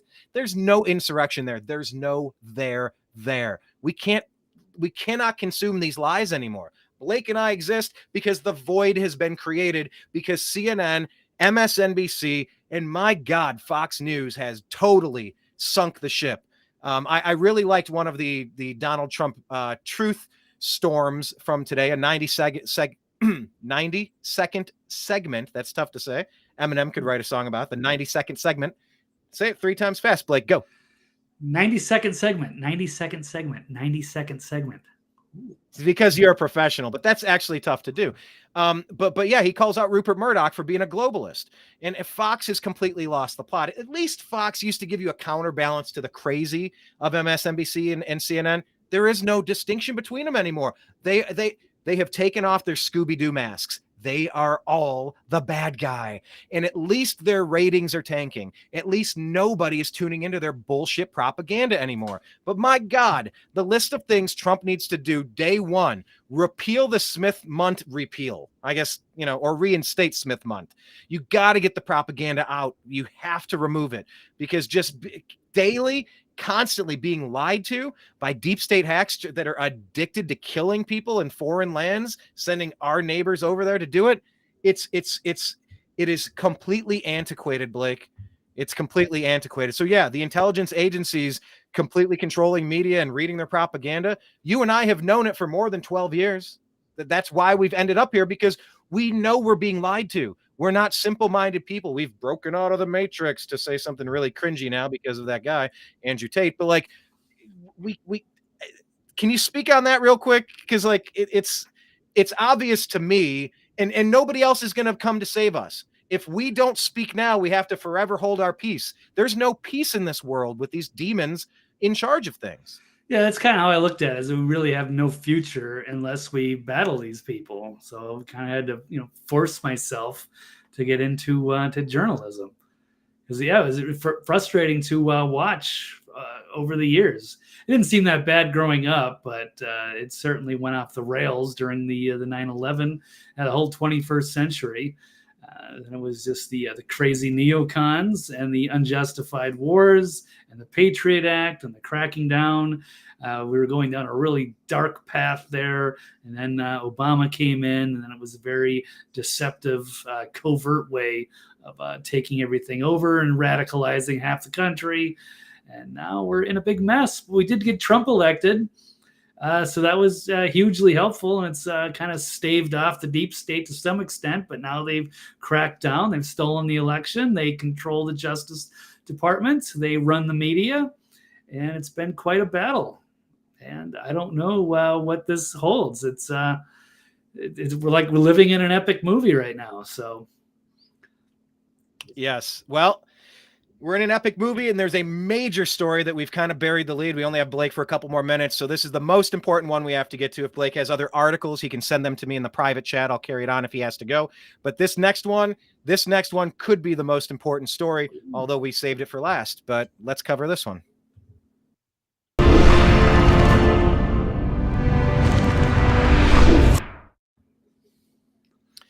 So, Blake, do you agree or disagree that we should comply with reinstated lockdowns and mask and vaccine mandates? Agree or disagree? I am going to disagree. Absolutely not. It was the first time there was, I was okay with it the first time, because if it was a real pandemic and something was really bad and they needed a couple of weeks to assess the situation, maybe slow things down a bit, that was okay. But when they started doing the mask mandates that were unscientific and forcing it, and then it was more than 2 weeks, it was a few months, and all the small businesses were getting shut down, and then they started going for the warp speed vaccines, and later on wanted to mandate that stuff. Then they kind of lost me. And they wanted to do with the contact tracing. There was so many things that they were trying to set up the precedent, and then they wanted to get rid of the election, change that around. So it seemed like there was an ulterior motive at play. Brian, I'm sending you this because I don't know if I'll be able to play the video that's embedded in this article. We've got Donald Trump defiantly declaring, "We will not comply in response to efforts to reinstate COVID lockdowns and mask and vaccine mandates." And I would completely agree. Yeah, this is part of Storm. He used to have Twitter storms, but now his truth storm. Man, these were awesome. I've seen a few, and I think there's a lot. I want to watch them all. Here's this one. This trick to power your home for pennies has made energy companies furious. This simple trick could save thousands in electricity costs. Left-wing lunatics are trying very hard to bring back COVID lockdowns and mandates with all of their sudden fear-mongering about the new variants that are coming. Gee whiz, you know what else is coming? Gee An whiz. election.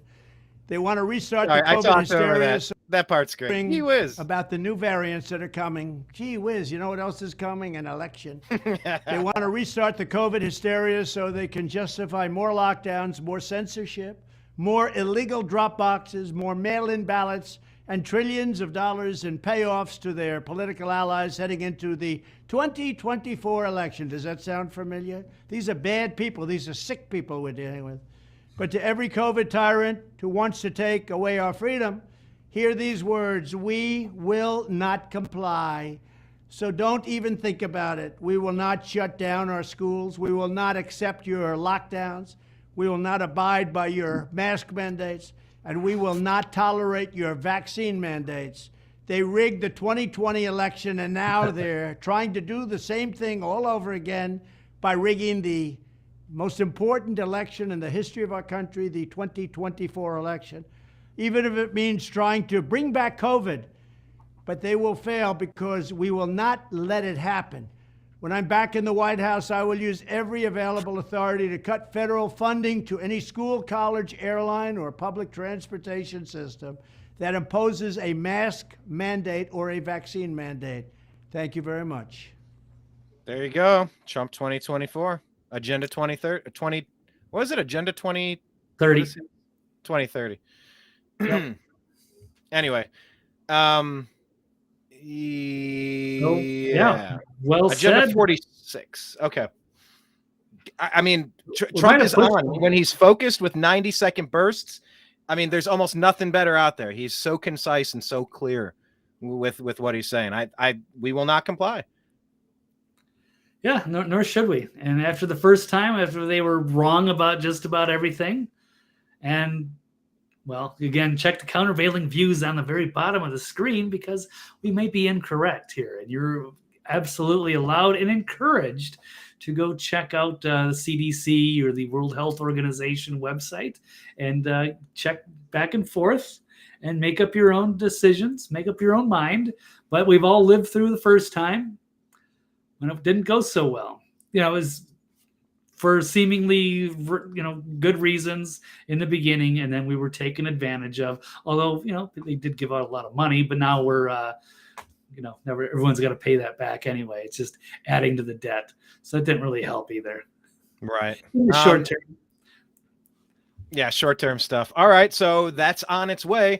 Blake, we've hit that magical mark. Do you have time for like 1 minute, or it's to go time? And yeah, we could go a lightning round. I got about 5 minutes, 6 minutes. Okay, then let's go ahead and do a lightning round here as soon as this pops up. Here we go.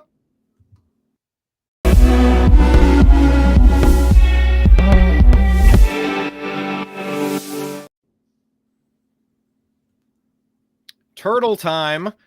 Agree or disagree that Mitch McConnell, the turtle, should be forced to step down after his second freezing episode? Blake, agree or disagree? Do you have the clip? I sure do, but now I'm worried because it probably won't play if I do. So I'm going to send you that link as well. So why don't you get that one ready, and I'll find I'll pull up the article here. Mitch McConnell froze up again during another medical episode. 81 years old. He's been a poster boy for term limits for a long time. And now he's finally got to that point where he is just breaking down, along with John Fetterman, Dianne Feinstein, really bad. And, of course, resident Joe Biden. But looks like Mitch McConnell's had a couple of these. He had a nasty fall. A couple months ago. Running for re-election. Then froze up a few weeks ago and froze up again. There we go. And speaking of Check freezing, it it out. looks like this is going to play. So let's let it rip. Thoughts about what? Running for re-election in 2026. That's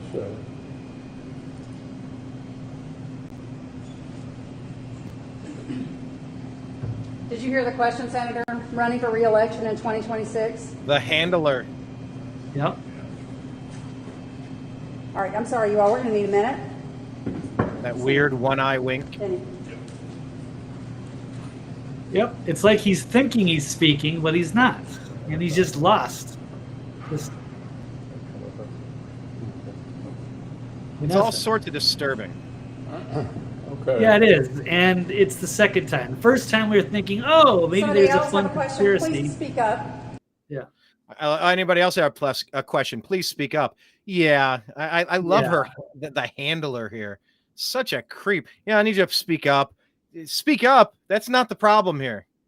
And she knows it. She went right over. I'm surprised she let that pause linger, that pregnant pause linger as long as she did, honestly. I felt like she should have jumped in a second or two before. She went right in. I feel like they might have like handles on him to keep him from falling over, because like the neck, he's just gonna, I don't know, man. It's all sorts of bad. Mitch is a terrible politician, completely compromised, ineffective, feckless, and now he's rendered. This is not a competent, functioning human being at this point. He needs to be cycled through. I don't know what the process is, but that process needs to happen. Him and Feinstein for sure. Fetterman, at least those three. Yeah, Joe Biden too, probably, but that's going to be a harder sell. But I think everyone should agree Feinstein and McConnell need to step down. Fetterman's on a very short leash. Really shouldn't have been there, shouldn't have ran now that he's there, but he's at least younger, and maybe we think there's some hope. But no, it's clearly Feinstein and McConnell are never going to be back. So once you start having those problems at that age, it's not going to get any better. So it's time to step down for the better of the country. They've milked that Washington long enough. They've enriched themselves. They're multimillionaires. It's disgusting how much money they have now when they're supposed to be public servants. And if they're not up for the job, they shouldn't be there, and they need to have term limits. People of that age, at least by 80, it's got to be over. It should probably be like 72 or something.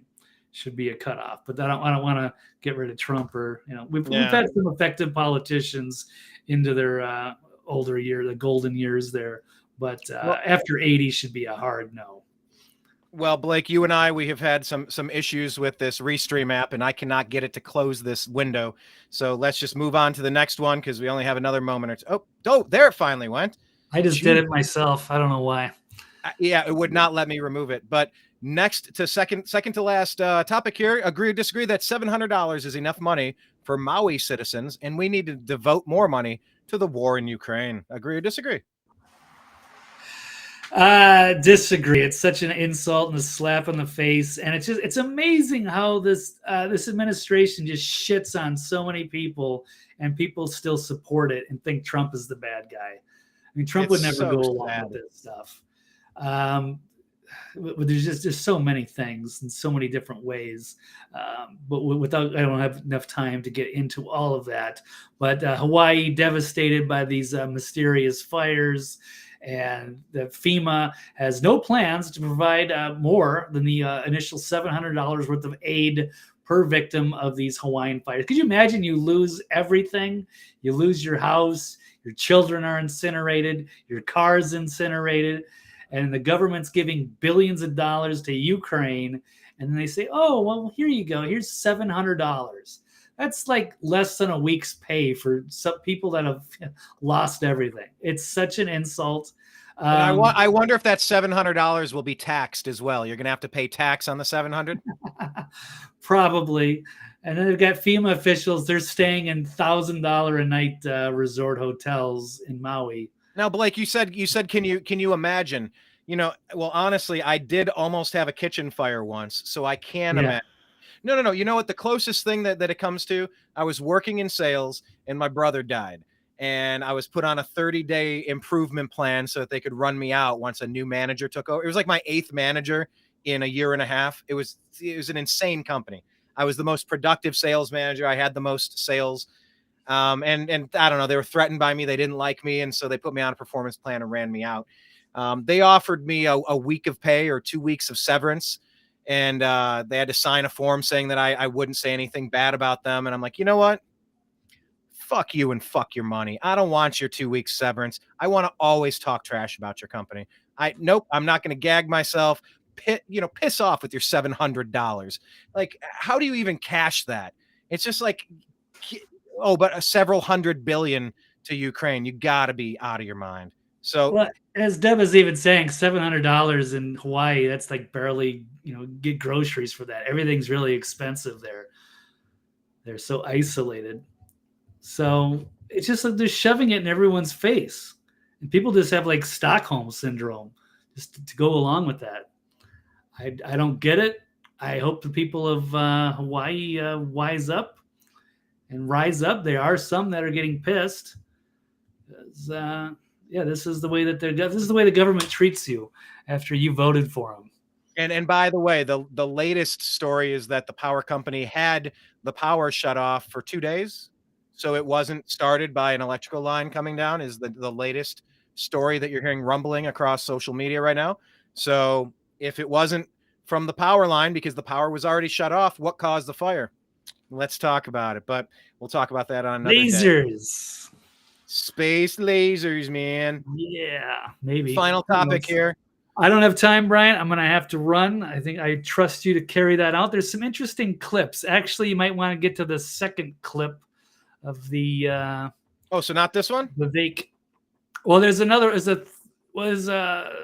sent you 3 things on Vivek because I'm not going to be able to get to that. But that's basically should Vivek be the number one choice for VP? I wanted to kind of get into this a little bit more because Anomaly is actually going to be having Vivek on the show Tuesday, I do believe, to try to challenge him and ask him because there's some strange things going on with Vivek. He's very sharp. I really want to like him. Trump seems to like him. A lot of people do. But there are some major red flags going into his history. And Brian, the last one I sent you with that tweet where he's on Jim Cramer's show, just showing that he's been in the big pharma and he's been very successful. He's been associated with Soros, the World Economic Forum, shady pharmaceutical deals. And, there are some red flags that need to be addressed before we can trust him, or he's going to be like another Obama type, as they try to point him out to be, is that he's going to be a great deceiver. I don't know. But with that one, with the Jim Cramer clip, there's another clip underneath it that you might want to run as well. I think that's even more important. Just showing, the things that we have to talk about when it comes to selecting these candidates. I think Trump definitely would like to see him win, but we have to think of backup plans. And I do like RFK and Vivek and, maybe Ronnie D if we had to, but that's the last resort. Outside of that, it's all going to be deep state candidates. So anyway, great stuff. Thank you, Brian. Thanks, everybody. It's great to see you, Deb and Post Joy and Jocelyn and Dreamer Ultra and everybody else. Mr. Unholy Hoax and all you guys lurking or watching on the replay. Thank you very much. Gotta go. Looking forward to doing it again next week. This crazy news cycle. Epic news cycle of a lifetime, but I got to go. TV's Blake Walley on Twitter and the nextlevelnews.com for the and archive. Blake, before you run, tell them about the show because Mike Barra's show sent people over here. Send them back to that show. Remind them. Right. Friday Night Power Trio. Should be back on tomorrow. I'm not 100%. Mike Barra is getting resituated in Las Vegas. So that'll be on 8 o'clock or 9 o'clock Eastern. Friday, tomorrow night. So, check for that. But I've got to run. All right, everybody. Love you guys. Take care. We'll see you next time. Thank you. Goodbye. There he goes, peeps. There he goes. As far as Vivek as vice president, I don't know. So here, let's see this Axios article. President Trump. I don't like calling him Trump. He's earned the right to be called president. President Trump. I'm just a stickler on the words that we use, the words that we don't use. I think it matters. President Trump opened to Vivek Ramaswamy as his vice president. Former President Trump showered Vivek with praise when asked in an interview if he considered the 38-year-old biotech entrepreneur for vice president. Why it matters. It's the most Trump has weighed in on Ramaswamy's presidential candidacy, revealing his openness to a significantly younger and arguably more radical anti-Washington unknown. Driving the news. Trump called Ramaswamy smart and young and full of talent when asked by conservative talk show host Glenn Beck what he thinks of a vice president Ramaswamy. He's a very, very, very intelligent person. All right, Trump, you went to Wharton. You're a fantastic writer. They say when you say very, very, very, just say excellent, superb. Find synonyms. Find a better descriptor than very, very, very intelligent person. Anyway, I digress. He's got good energy, and he could be some form of something. He could be some form of something. Trump said of Ramaswamy, I tell you, I think he'd be very good. The exchange came less than a week after the first GOP debate, which Trump sat out but promised to watch for potential vice presidential picks. Yeah, we said that was the JV. It's like going on Saturday to watch the JV players play. You know, the main the varsity team plays on Friday night when you're playing football, of course. But yeah, he was checking out the JV squad to see if anybody was good enough to come up if there's an injury, or it's like the minor leagues in baseball. You know, who's doing good down there? If, you know, maybe we need someone to come up here and back up the first baseman, if you will, or be a pitcher in case somebody gets injured. So the intrigue. Trump, in the same interview with Beck, seemed to acknowledge Ramaswamy's tendency to drive controversy, urging him to rein it in. Wow, Trump urging Ramaswamy to rein it in. He's starting to get out there a little bit. He's getting a little bit controversial, Trump said. I got to tell him, be a little bit careful. Some things that some things you have to hold in just a little bit, right? Okay, I'm sorry. If you need Trump to tell you to rein it in, wow. If I'm a betting woman, I wouldn't expect Vivek to hold back much, Ramaswamy spokesperson Tricia McLaughlin told Axios in response to Trump's suggestion. The big picture: over the course of 6 months, Ramaswamy went from a largely unknown long shot candidate, polling at 1%, to a serious upstart, receiving incoming attacks from GOP contenders, including former Vice President Pence, former UN Ambassador Nikki Haley, and former New Jersey Governor Chris Christie. Ramaswamy built out his brand by taking on any and all media interviews, including the combative ones, and frenetically blitzing across all corners of the early states of Iowa and New Hampshire to introduce himself to voters. He has largely been in line with Trump on most policy issues, like abolishing the Department of Education and launching military strikes against Mexico. He's also proposed distinctive ideas like raising the voting age to 25. Okay. I don't know how I feel about raising the voting age to 25. How do you feel about that? I don't know. I'm not entirely certain. I like that. I mean, it would be nice in theory to kind of get more nuance in your life before you're allowed to have such a privilege of voting.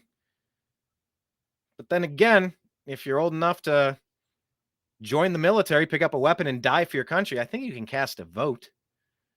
I don't know about all these staggered ages of you can have a cigarette at this age, you can have a beer at this age, you can vote at this age, you can rent a car when you're 95 or whatever. What is it, 35, 25? I don't know. It's kind of like either you're an adult or you're not. But let's take a look here at some of the other articles that Blake sent over. Ramaswamy says today's politicians are hollowed out husks, serving as puppets to the globalist machine. Ooh, this is interesting. This is interesting. So the Debster's saying she's not familiar with anyone running, hasn't paid attention to who's even running. Well, it's Ramaswamy and everybody else, essentially. Some people really want to get on the DeSantis train, but little Ronnie D has failed. I've always said that you know, with great power comes great responsibility. Heavy is the head that wears the crown. Little Ronnie D is what I call Ron DeSantis now. And I was a big Ron DeSantis fan for a long time until he decided to run and decided to throw President Trump under the bus. This is the time that you stop what you're doing, you circle the wagons, and you defend President Trump. You don't have to love him. You don't have to like him. You don't have to care for him at all. But when you're under attack, what do you think that the same deep state is going to do to you, little Ronnie D? What, you had your backroom deal, you had a stake, you had a a martini, you talked it over, and they threatened you or they bribed you, or, oh, they promised you they'll treat you different. See, Trump's bombastic, so we can't work with him. But hey, if you take a little bit of money and get on our payroll, then we'll know you're legit because we'll have some blackmail against you. And then, but what you get in return is you're not going to get attacked like Trump. See, Trump had his own money and he thought he was more powerful than us. Well, he's not. So if you join us, we will make sure that 4, 5, 6, 7 states indict Trump, take him out. Yes, he's up by 60 points in the polls. He's blowing out all the competition. Nobody's even remotely close, but we're going to have him in jail, or we're going to have him tied up in legal cases. So you're just going to win by default. Come on. A leader would have said, yeah, take that proposition and shove it. And you come out with a full-throated endorsement and a support of President Donald Trump against these ridiculous attacks that are bearing false witness against him, trying to ruin him, trying to frame him, and trying to kill or jail him, or both. So Ronnie D failed his number one test. I had long considered he would have been my point about Ronnie D, little Ronnie D, was that he had the unique opportunity to either single-handedly, and nobody else had this possible. Pence didn't have it. Haley didn't have it. Christie didn't have it. Larry Elder didn't have it. Larry Elder should have been in that debate, by the way. That JV debate. But little Ronnie D had the unique opportunity to either unite the very divided Republican Party, or to completely destroy it and send it into a civil war of chaos. And that's what he chose. He chose chaos. I woke up today and chose chaos, said little Ronnie D. That's a fail. So anyway, that just this headline up here reminded me of little Ronnie D saying that Trump supporters are listless vessels. You know, he was in the Marines, right? I think it was the Marines. Coast Guard? He was in the military. I think he was on boats. But listless vessels. Trump supporters are listless vessels. Empty boats just floating on the wind, no guidance. They're out to sea. So anyway, Ramaswamy says today's politicians are hollowed out husks serving as puppets to the globalist machine. Oh, he's doing that dumb finger thing. But what else are you going to do with your hands? Anyway. The deep state is woven into a machine of a horizontal managerial class composed of people in 3-letter agencies in government. GOP presidential candidate Vivek Ramaswamy spoke in length recently about his opinions on the deep state and how he would go about opposing it, calling U.S. politicians puppets, and how I really dislike when they give you an article, they give you the headline, and the very first paragraph you read is the same thing that you read on the freaking headline. You don't need to double down. I'm reading this in real time, and I just gave you the same sentence twice, and I don't like doing that. During the podcast appearance with Sean Ryan, I don't know who that is, Ramaswamy noted it's a machine that we're up against. If we think it's individual person-to-person combat, like we've found the bad guys of the globalist cabal, we've got them smoking cigars in the back room, that is the wrong mental model. That's how it worked in the old world. What we have today going on in the U.S. is a modern 1775 moment, he explained, adding, in the old world, there were a group of people who got together in the back of palace halls and determined what was right for the rest of society. The old world vision, and it's rearing its head again in this country today. I know he doesn't talk like that. I was just imagining being a 1775 dude having some brandy and a cigar.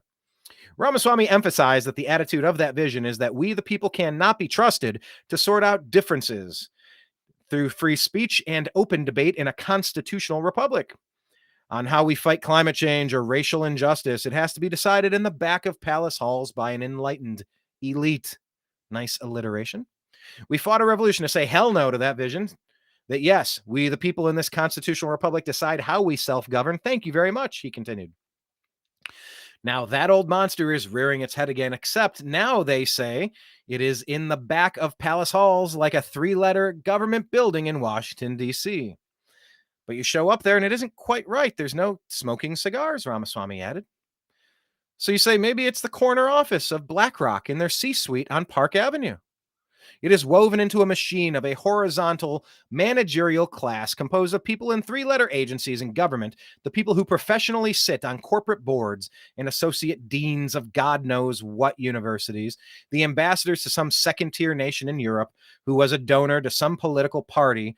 It is the same managerial class that makes it very hard to identify because it pervades multiple institutions both within and without of government. That's what we're up against, Ramaswamy asserted. The real divide in the country is not between Republicans and Democrats. It is between the managerial class and the citizens, he further urged. When asked recently about Ramaswamy, President Trump said he'd be open to considering the candidate as his number two. So, yeah, he's a very intelligent person. He's got good energy, and he could be in some form of something. Ramaswamy has said, and yes, I was going to add this as some context, but they included it here. Good job, Summit News. Ramaswamy has said that he is only focused on the top office and is not interested in being anyone else's vice president, noting that Trump and I share something in common, and that is that neither of us does well in a number two position. Yeah, I don't know about that. I don't think that's great energy. I know that you're running for number one, and yeah, if they JFK Trump, like who's left? Nobody's voting for the. I mean, what Vivek? Good grief, Vivek. I think is how you say it, Vivek. I mean, you vote for him by default. You vote for little Ronnie D. I can't vote for little Ronnie D. He's completely ruined his brand with me. And that's such a shame because I was the target demographic. See, and why I said that little Ronnie D had the unique opportunity to either completely destroy or completely unite the splintered Republican Party is because he was deemed as the heir apparent. If he could have just signed up and said, I'm supporting President Trump, I'll be his vice president. We're not going to wait. I'm going to announce right now that we've already decided I'm going to be his VP. So we're going to campaign together immediately because we've got to take these dirty Democrat deep state hacks out of their positions of power immediately. Boom, party united. And he would say, look, and this is me speaking as little Ronnie D. He'd say, I don't agree with everything President Trump has done. Of course not. I don't appreciate his approach in some ways. I feel like some things he said have been too bombastic or too confrontational. Definitely not my style, but hopefully my slow and methodical, some say boring methodology would be a nice contrast to his larger than life, grandiose bull in a china shop persona. Done. Boom. Complete unification of that stupid Republican Party. I was watching the live stream of the Republican debates. I was watching Louder with Crowder, and it had what's that comedian? I can see him. What is that guy's name? It'll come to me. Oh God, I can see him. But he said, what my main takeaway is watching this. If you took Trump out of this Republican Party, look how antiquated this party looks. Look how they just look at him. Mike Pence looks like he's, like he's modeling suits on a Sears catalog for 1956. Like, just to look at him, to hear them talking about just the ridiculous neocon crap that has been soundly rejected by Republican voters. There's nothing left on that bench. At least Vivek, he had a different take on things. He had a different personality. He really brought some of that Trump energy of, no, we don't want to go back to the old ways. We don't want Jeb Bush, and we don't want little Ronnie D. Definitely not Mike Pence. So, I considered, and by the way, continuing to speak as little Ronnie D, I would have said, look, all these things considered, we're uniting the party. See, that's what the Democrats do. They at least circle the wagons and they defend their own idiots.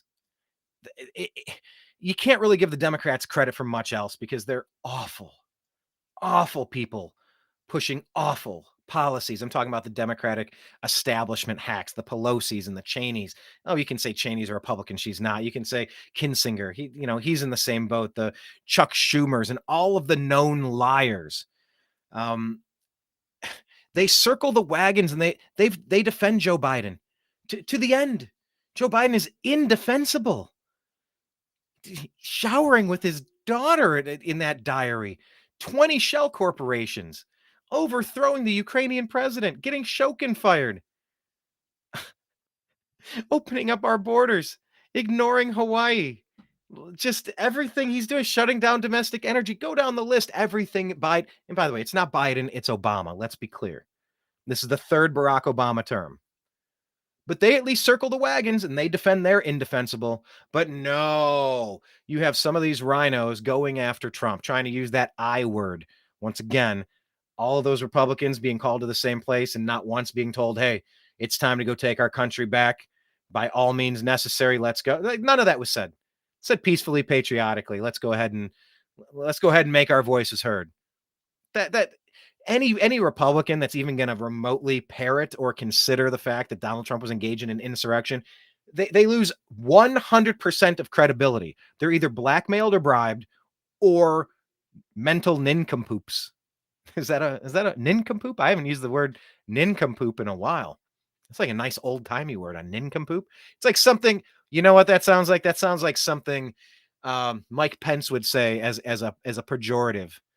A nice, clean pejorative. And that guy's a nincompoop. I see his dumb face chuckling. Oh, I dislike Pence. But that's now back to speaking as little Ronnie D. He would say, look, so I'm for these reasons. This is a unique moment in American history. We've got to get Barack Obama out of that White House with his puppet Joe Biden once and for all, retire this crime family, and let's indict them and put them in jail because we have to protect future generations or else they're going to do it again. There must be repercussions for their treasonous actions. And by the way, once I serve this 4-year term, my intention is to take the mantle from President Trump, having learned some of the things that he'll be able to teach me. Hopefully my candor and demeanor will rub off on him to kind of balance that stylistically out with his attacks.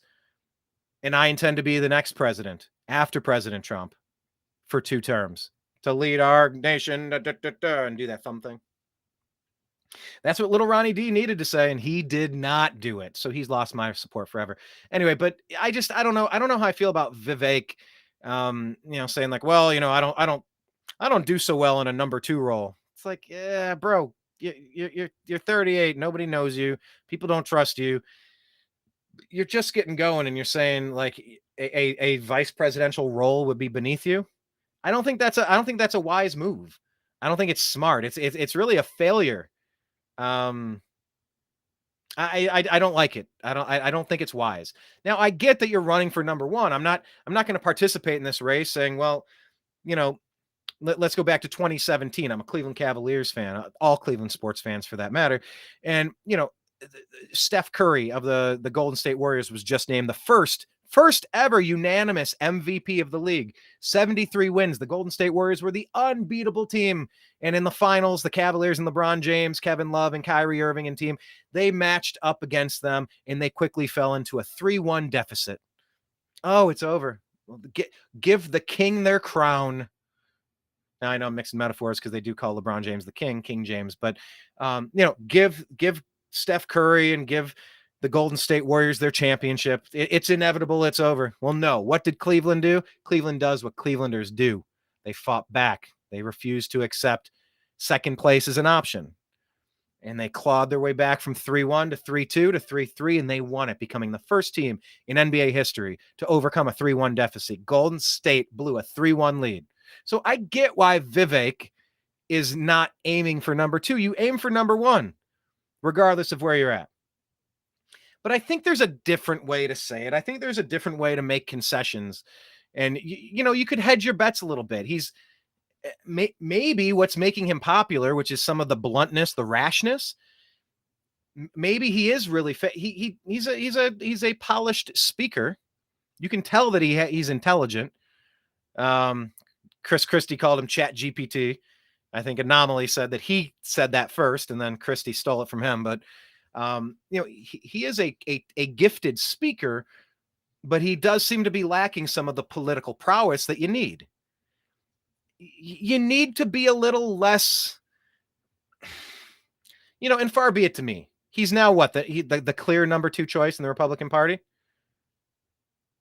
Tell me who's going for little Ronnie D. Who's going for Mike Pence? I couldn't. I couldn't do that. So maybe he is clearly number 2.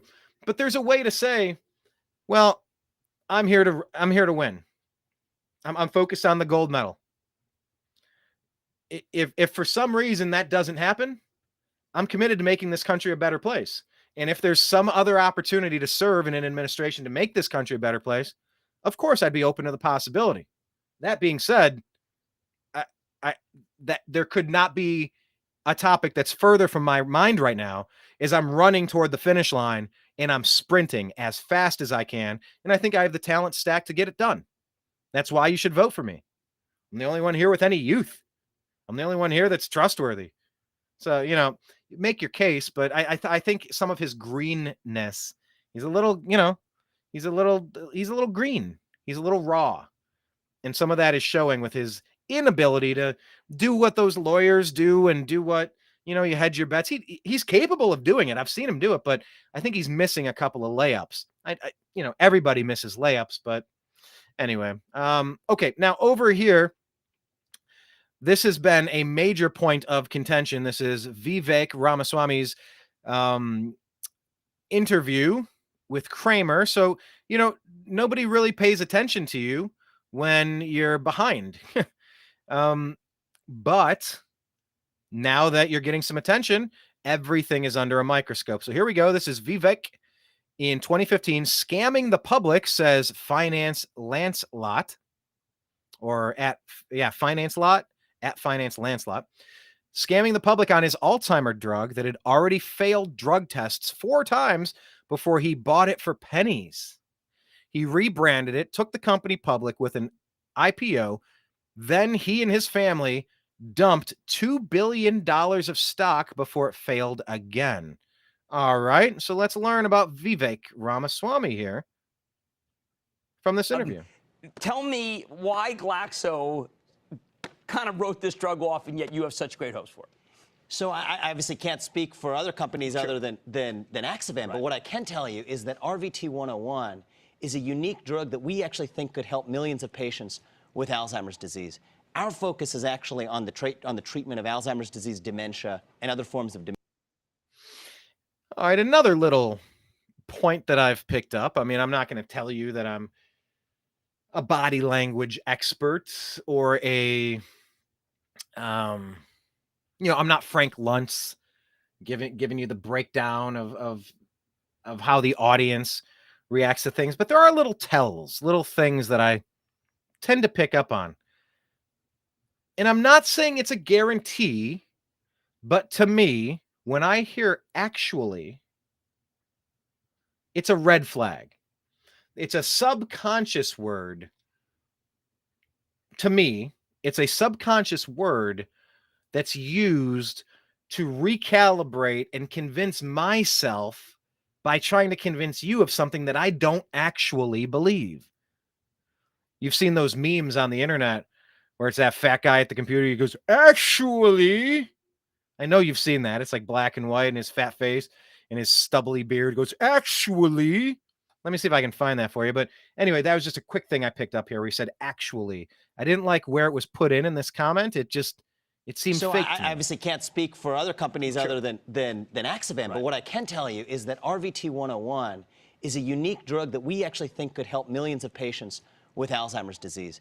Our focus is actually on the treatment of Alzheimer's disease, dementia, and other forms of dementia. We've actually put together what I view as a top-notch team in the industry, involving the developer of the most widely used drug to treat Alzheimer's disease, who actually led our due diligence on this asset. Oh my God, 3 and actually times. lead our development program going forward. And actually on our board of Holy directors is the shit. former Oh head my of God. neurosciences Okay, I gotta from pause GSK this. that actually Whoa. led the development of this drug, who sits on our board Whoa. right now. And I all of coulda those told- individuals are Okay, every pause bit this, as pause excited this. as we are Pause this. about the development. Oh my God. I've never seen this video. I've never seen this video. I paused it immediately on that word. This did not disappoint. Oh, hold on. But here, let me show you this. Have you seen this? I full screen this. Why didn't I go full screen? There we are. Have you seen this meme? Actually,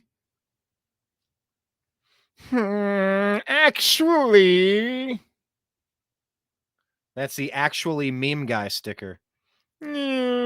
Actually, you've seen this guy. Oh, okay. Actually, it's the know-it-all that just kind of.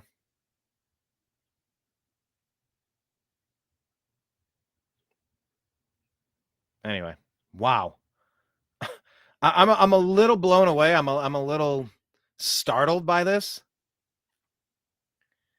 I had no idea that he was going to say actually about, what was it, 6 times? Did we count 6 times? To me, I huge red flags. Let's just watch that one more time. Let's all count together. How many? Debster saying 3, 4, 5. Yeah, she's saying it when people say actually, or yes, that's the exact point. When they say actually, it's an indication that they're lying. She also adds what I was just going to add. When someone says honestly, that's a phrase that I've used in the past. I try to eliminate it now. I was called out once, or more than a couple times, by somebody in particular. I'd be like, honestly, and they go, honestly, what is all the other stuff you said dishonest? I'm like, what? That's the same person that I mentioned 4th of July. I'm like, 4th of July, what's that? I'm like, it's 4th of July. Like, no, it's not. It's Independence Day. Say what it is. It's Independence Day. Call it what it is. So that friend of mine is kind of going, actually, it's Independence Day. Actually, don't say it to be honest. But there is truth to that. There's a lot of truth in there. So I'm glad we all experience this together at the same exact time, because I'm a little blown away that I called it and he did it repeatedly. Let's all count together. 3. Here we go. For other companies other than Axovan, right. But what I can tell you is that RVT-101 is a unique drug that we actually think could help millions of patients with Alzheimer's disease. Our focus is actually on the treatment of Alzheimer's disease, dementia, and other forms of dementia. We've actually put together what I view as a top-notch team in the industry, involving the developer of the most widely used drug to treat Alzheimer's disease, who actually led our due diligence on this asset, and actually will lead our development program going forward. And actually on our board of directors is the former head of neurosciences from GSK that actually led the development of this drug, who sits on our board right now. And all of those individuals are every bit as excited as we are about the development of the drug. Well, then what we've seen so far, because 7. That was 7 actuallys in 54 seconds. And to be fair, some of that was a puff intro. That was probably in 40 seconds. 7. We counted 7, right? 7 actuallys. Thanks, Debster. She liked my Elvis impersonation better. All right, I'll work on my actually. 7 times saying actually. And when he was saying actually, it didn't make any sense. It didn't belong in the statement. Maybe he's nervous, but he's given me some car salesman vibes. Actually, this is the best car on the road. Actually, you get the best gas mileage ever. Actually, these are brand new tires. Actually, this car has been fully serviced with a 40-point inspection. Actually. Brr, what? Brr. Okay, let's continue. Let's kind of see some more from here. Because we know, as I said, there's a bunch of companies that have gone in phase 2, and we get so excited, but then it doesn't work out in phase 3. Why do you think you're ahead of those other companies that have never been able to bring that to market? That's a great question. And the thing in Alzheimer's disease to remember. Okay, right there. Is it a great question, or are you... It's not called a compliment sandwich. What is it when you just you compliment somebody to just kind of disarm them a little bit, to try to get them to be a little bit nicer? Like, that's actually a great. He didn't say actually there. He could have used it there. But that's a great question. Another annoying thing that people do is, so if he's talking about his Alzheimer drug, he'd say, our Alzheimer drug has been heralded as one of the most exciting developments to happen in the last 20 years, right? So that's why we're really excited. I hate that right. That little right. He didn't agree. But when you say right and give, kind of give that head nod, that suggestive nodding your head, raising your eyebrow, kind of smiling at them, right? You're trying to manipulate how they're feeling about you. That's a great question. There's a lot of people that say you're the best talk show host out there, right? So my opinion is, I'm not saying I don't say these things. I really try not to say that right thing. I don't feel as though that's a common vernacular that I choose to use, but it always strikes me as slimy and manipulative. Just when you say right, no, not right. I didn't. Nope. I don't. You don't get to tell me that I agree with you because you said right. I don't like that. I've never liked that. Sorry, I know I'm really nitpicking this guy here, but that's kind of where we're at. He's the front runner for, the JV squad or for the minor league baseball team to get called up to the major leagues. Companies that have never been able to bring that to market. That's a great question. Okay. And the thing in Alzheimer's disease to remember, and we remember this all the time at Axomet, is we don't fully understand the way the actual underlying disease works. Not just us at Axomet, but the field more generally. Right. But the thing with RVT-101 is it's actually a neurotransmitter. Oh my God. He said actual and actually again. Oh my God. So what, we had 7 before, are we up to 9? I think we're up to 9. Is it 9? That's the question I'm posing in the group in YouTube. By the way, hit subscribe, hit the like button, hit the stars and the hearts or the hundreds or the confetti or the laughing. Just hit some of those little buttons. I don't know. Maybe that helps the algorithm or something, but I think we're at 9. Not the German 9, but 9 actuals and actualities. Targeted therapy that actually in part works through the release of acetylcholine, which is already known to be an effective mechanism of action, because that's actually very similar to how the currently approved drugs work. I can't keep and up. So the way the drug works is been demonstrated in clinical trials. I think he said acetylcholine, right there, which is already known to be an effective mechanism of action, because that's actually very similar to how the currently approved drugs work. And so the way the drug works is been demonstrated in clinical trials. In a large phase 2 study, phase 2B study with 684 patients, multinational, double-blind, placebo-controlled study. And this is the key on the pre-specified analysis, not some type of reanalysis or subgroup analysis, but on the pre-specified analysis, the drug actually demonstrated statistically significant improvements in both cognition and in function out to 24 weeks in a way that was maintained out to a full year in time. So that's actually what we think makes this such an exciting opportunity. In addition to its safety and tolerability profile, it's a really well-tolerated drug, and you take it as one pill once a day. And we think that we're very excited about its development going forward. Okay, well, let's look at. So I think we've caught 13 actuals and actualies. Deb saying she used to work in the car business. So she actually recognizes these tactics. That's hilarious. Yeah, I'm at 13. I've caught 13. At it, we have to be skeptical. You were a former hedge fund manager. I would always be. So it's like, oh, he's a self-made man. He's a millionaire. He's a genius. Okay, well, how did he get rich? Well, they're saying that he pushed some drugs that didn't work, and he did a pump and dump. Is that honorable? Is that accurate? I don't know, but I've caught 13 actualies in 2 minutes 17 seconds. I couldn't add more actualies if I tried. Actually, be nervous when I would see a stock that would be as hot as this one. I don't believe you have anything else right now in the pipeline. If you were a hedge fund manager when you got in shares in this stock and you just had seen Axomet and said, would you have rung the register today?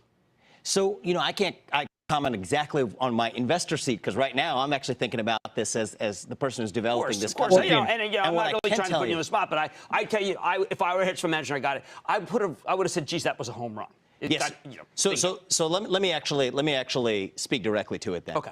15, I actually 16, think the potential opportunity 17. Here is. I can't believe, guys. I cannot believe this. I've done a lot of shows.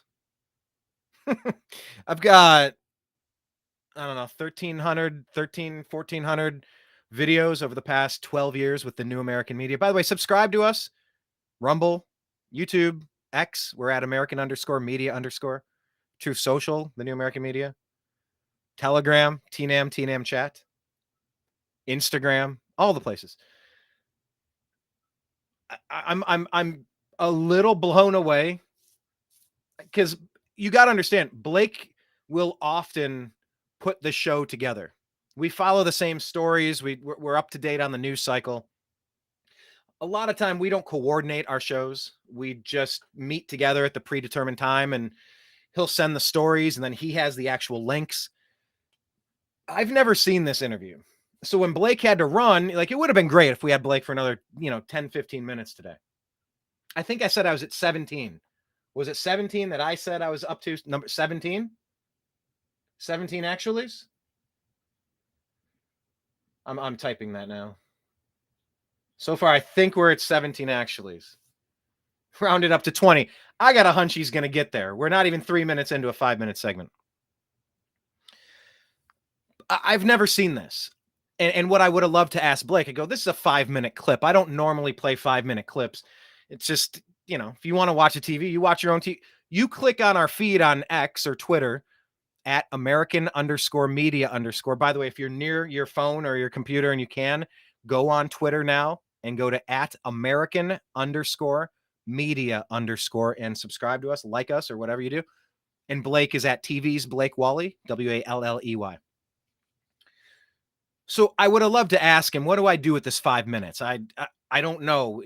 Normally Blake would lead this and he'd cue it up where he wants, but I was only a couple of seconds in and I didn't like hearing actually. And it wasn't just that I didn't like hearing it. I didn't like the positioning inside of the sentence where it came. It didn't make any sense to me why that phrase was there. And we're up to 17 times on 2 minutes and 56 seconds. I'm blown away by this. I'm not necessarily like patting myself on the back. I'm a little creeped out by how prescient my intuition was on this. Anyway, we're up to 17 actuallys. I'm having a hard time following what he's trying to sell here other than something actually, right? It's really tremendous for delivering value to patients. There's over 5 million patients who suffer from Alzheimer's disease in this country alone. And if you think about it, we own global rights to a drug that has already demonstrated in a large phase 2b study efficacy on the 2 parameters that the FDA has historically required for new Alzheimer's disease drugs. And actually, we're only one, we believe, 18. we're only one additional phase 3 study away from the approval of this drug on a global basis. And how long do you think, what has been the course that the FDA wants for phase 3? 6 months, a year, 2 years? What have you seen? Because, it takes a long time. Yes, so historically, actually all of the currently approved drugs for Alzheimer's disease were generally approved on the basis of 24 to 28-week data. And that's what we think is going to be the consistent requirement going forward as well. So our planned phase 3 trial, which we intend to start later this year, in the 4th quarter of this year, is going to be a study that's approximately 6 months in duration. And based on the phase 2b data, which was already, as I mentioned, showed efficacy on cognition and on function, we think could have a meaningful opportunity in the phase 3 study. There was something that was different, and I went through the S1, which was that there were 2 hedge funds, I think, that had a shorter lockup time. Is there a way to change that so they have the same time as everybody? Actually, let me speak to something, because that's actually a great point to clarify. So the 2 investors that had indicated an indication of interest on the cover were actually not insiders, that is to say, existing investors. 22. These are new investors who actually agreed to a restriction above and beyond what 23. The other investors in the IPO actually I'm glad you cleared that up, because I know that, people, when they see a red hot stock, when I see a red hot stock, I don't want to get people hurt. You know that. Absolutely. And it's going to, you got one drug, and, everyone hopes that it works. I think you're asking all the right questions, exactly. Fair enough. Okay, well, we're going to be, we following the situation. Asking all the right questions. And I think, look, I just hope the drug works. Absolutely. Right? We're looking forward to it. Everyone wants it to work. Okay, that's Vivek Ramaswamy. He's the president and CEO of what may be the most successful biotech, or the biggest biotech offer of the year, most certainly. That's Axevent Sciences. Please do some homework. Go through plenty of documents. Mad Money's back in. Oh, my God. I am flabbergasted. That was Yeah, I was talking about the Cleveland Cavaliers. You know, when LeBron's one of the douchiest people out there. When he broke up with the Cleveland Cavaliers on national TV and went down to Miami and they had their press conference, and it was him and the big three, him and Chris Bosh and Dwayne Wade. And I'm not down here to win one championship, not two, not three, not four, not five, not six. And it's just so douchey. I'm seeing the comments 25, 26, 27. Just the running tally of actualies. Yeah, I counted 23. I don't really want to listen to that again, but I'm pretty blown away by what I just witnessed there. I don't know if that necessarily means anything. I don't know how many do you call that primetime cable? I mean, I guess that was several years ago, back when cable mattered. People have tuned out because it is just deep state propaganda and lies. So people don't watch it like they used to. They don't believe it like they used to.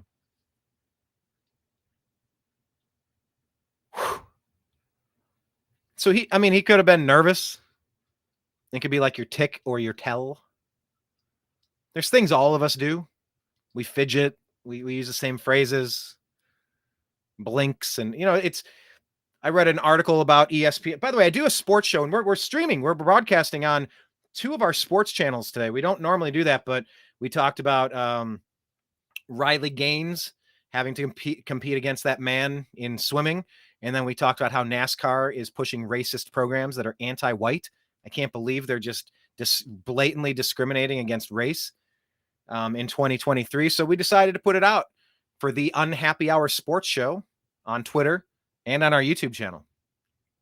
But I staying in the realm of sports now, bookending it, I saw an article saying that the World Series of Poker is now up to a record, was it $40 million pot this year? I don't quite remember the number, but I guess they've hit a record. 182 blinks. Yeah, blink 182. Actually, that Tom DeLonge. Oh, no, I said actually. Darn it. Now that it's in my head, if you hang out with someone that says dude a lot, you might start saying dude a lot. It just kind of seeps into our persona. It like subconsciously, unconsciously, it gets into. So I did say that word. I'm going to have to be very cognizant of eliminating that A word. 182 blinks. But Tom DeLonge is a pretty interesting dude with aliens, UFOs, conspiracies, and such. 182 blinks. But in poker, what I was getting at is I think this year's poker rake, the total pot, the total amount that can be won, the entire pool of money, it's at the most ever. I believe it was 40 million, but I could be way off on that number, but it's the most ever. And you kind of think back to Rounders with Edward Norton and who was that? Edward Norton and Matt Damon, right? And with Grandma, that splashed the pot. Chick, chick, chick. All he does is chick.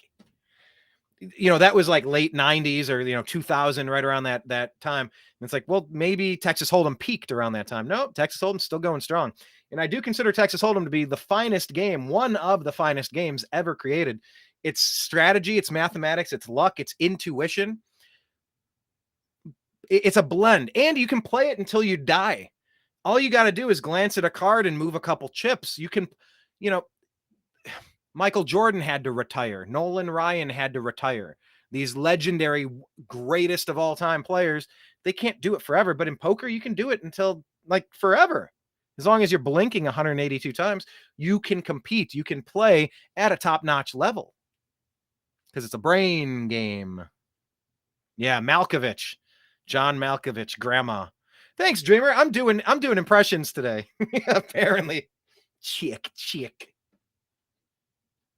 I need to watch it. I'll refresh it and do my checks again.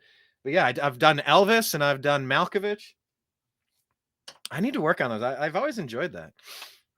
But anyway, there are tells is what I'm getting at. The game of poker, do you tap your finger? In Rounders, it was him, Grandma, with his Oreos. if he could get the clean break, he had a hand that he'd move in on, or if like the filling on the middle ended up on both sides of the cookie, you know, he'd scrap the hand or he'd whatever.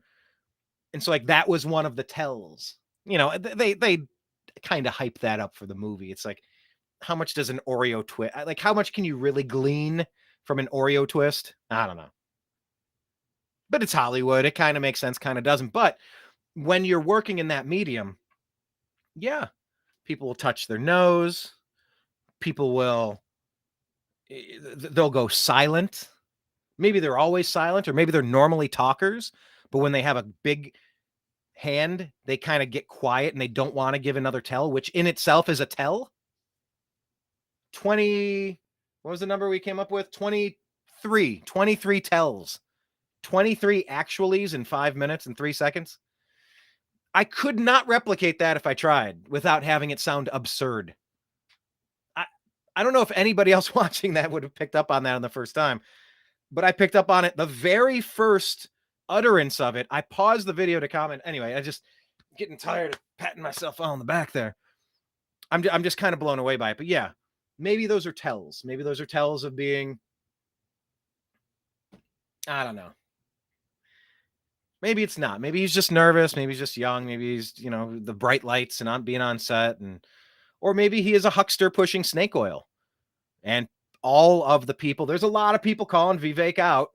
It's not just AJ. You know, it's not just Anomaly. It's not just DC Drano. It's not just here. It's not just there. He's getting called out a lot of places. But you know what they say? When you start taking a lot of flack, it's sometimes because you're over the target. And there's not a lot of people that expected Vivek to rise this quickly. And a lot of this is timing. When do you rise? When do you peak? Keeping with the sports analogy, do you want to have a 17-game winning streak at the beginning of the season? Or do you want to do it at the end of the season into the playoffs and you bring home the championship? It's kind of about when you peak. And as we think about Ron DeSantis, and by the way, there are some little Ronnie D rumors out there. Ones that I don't even know that I really allude to all that often. But there's perhaps some skeletons in little Ronnie D's closet. Several of them, actually. Damn it, I said it again.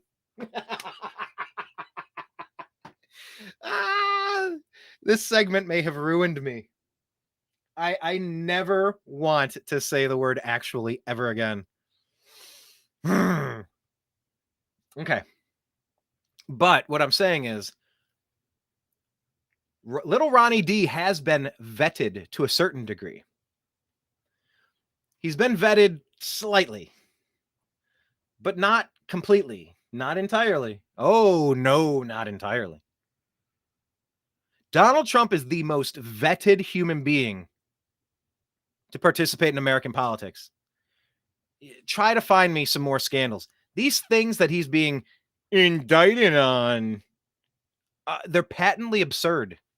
We'll see how it all shakes out. Maybe they will get him. But they're all patently absurd.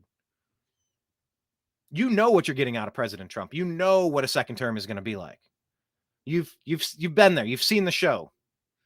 He's pretty thoroughly vetted. You can say a lot of things about President Trump, but I don't think being surprised, I don't know what we're going to get out of him. Yeah, you do. He had 4 years of what you're going to get out of him. And things were pretty great. First president of my lifetime to not drag us into another unnecessary, expensive foreign conflict that ended in massive loss of life. Hey, that's a gold star right there. Ding. That's a win. Gas was cheap. We were drilling domestically. Fracking.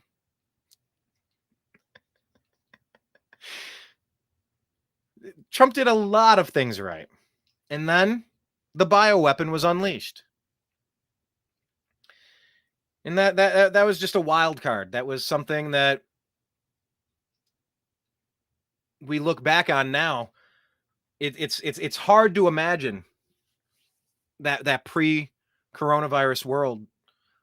And you know, can you remember a time when you used to think back to you look at someone like Fauci. Could you imagine that, like, that guy? And I guess in Dallas Buyers Club, wasn't he the bad guy with AIDS? And isn't that the concern with this new thing? By the way, see the cdc.gov/vaccine. So go get your own research. But wasn't he the bad guy in Dallas Buyers Club? But when you trust the science, and I do a Fauci, but my throat's a little sore, so I'll do that later. And I haven't watched him in like a year, so I want to brush up on it. But you kind of trust the experts, and when the experts are misleading you, what do you do there? All you can do is expose them.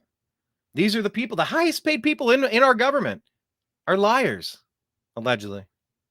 Go to CISA.gov/rumor control and WHO website because they know more than some people. But when President Trump came out and talked about hydroxychloroquine and ivermectin, and he was instantly destroyed by all of the CIA, the NSA, the deep state hacks, the FBI, all the people at CNN, MSNBC, Fox, every channel went to like these tickers and changing the way that they count their data and amping up their cycles so they can get more cases and more cases so that it can just be a Trump catastrophe to get him out of office by all means necessary.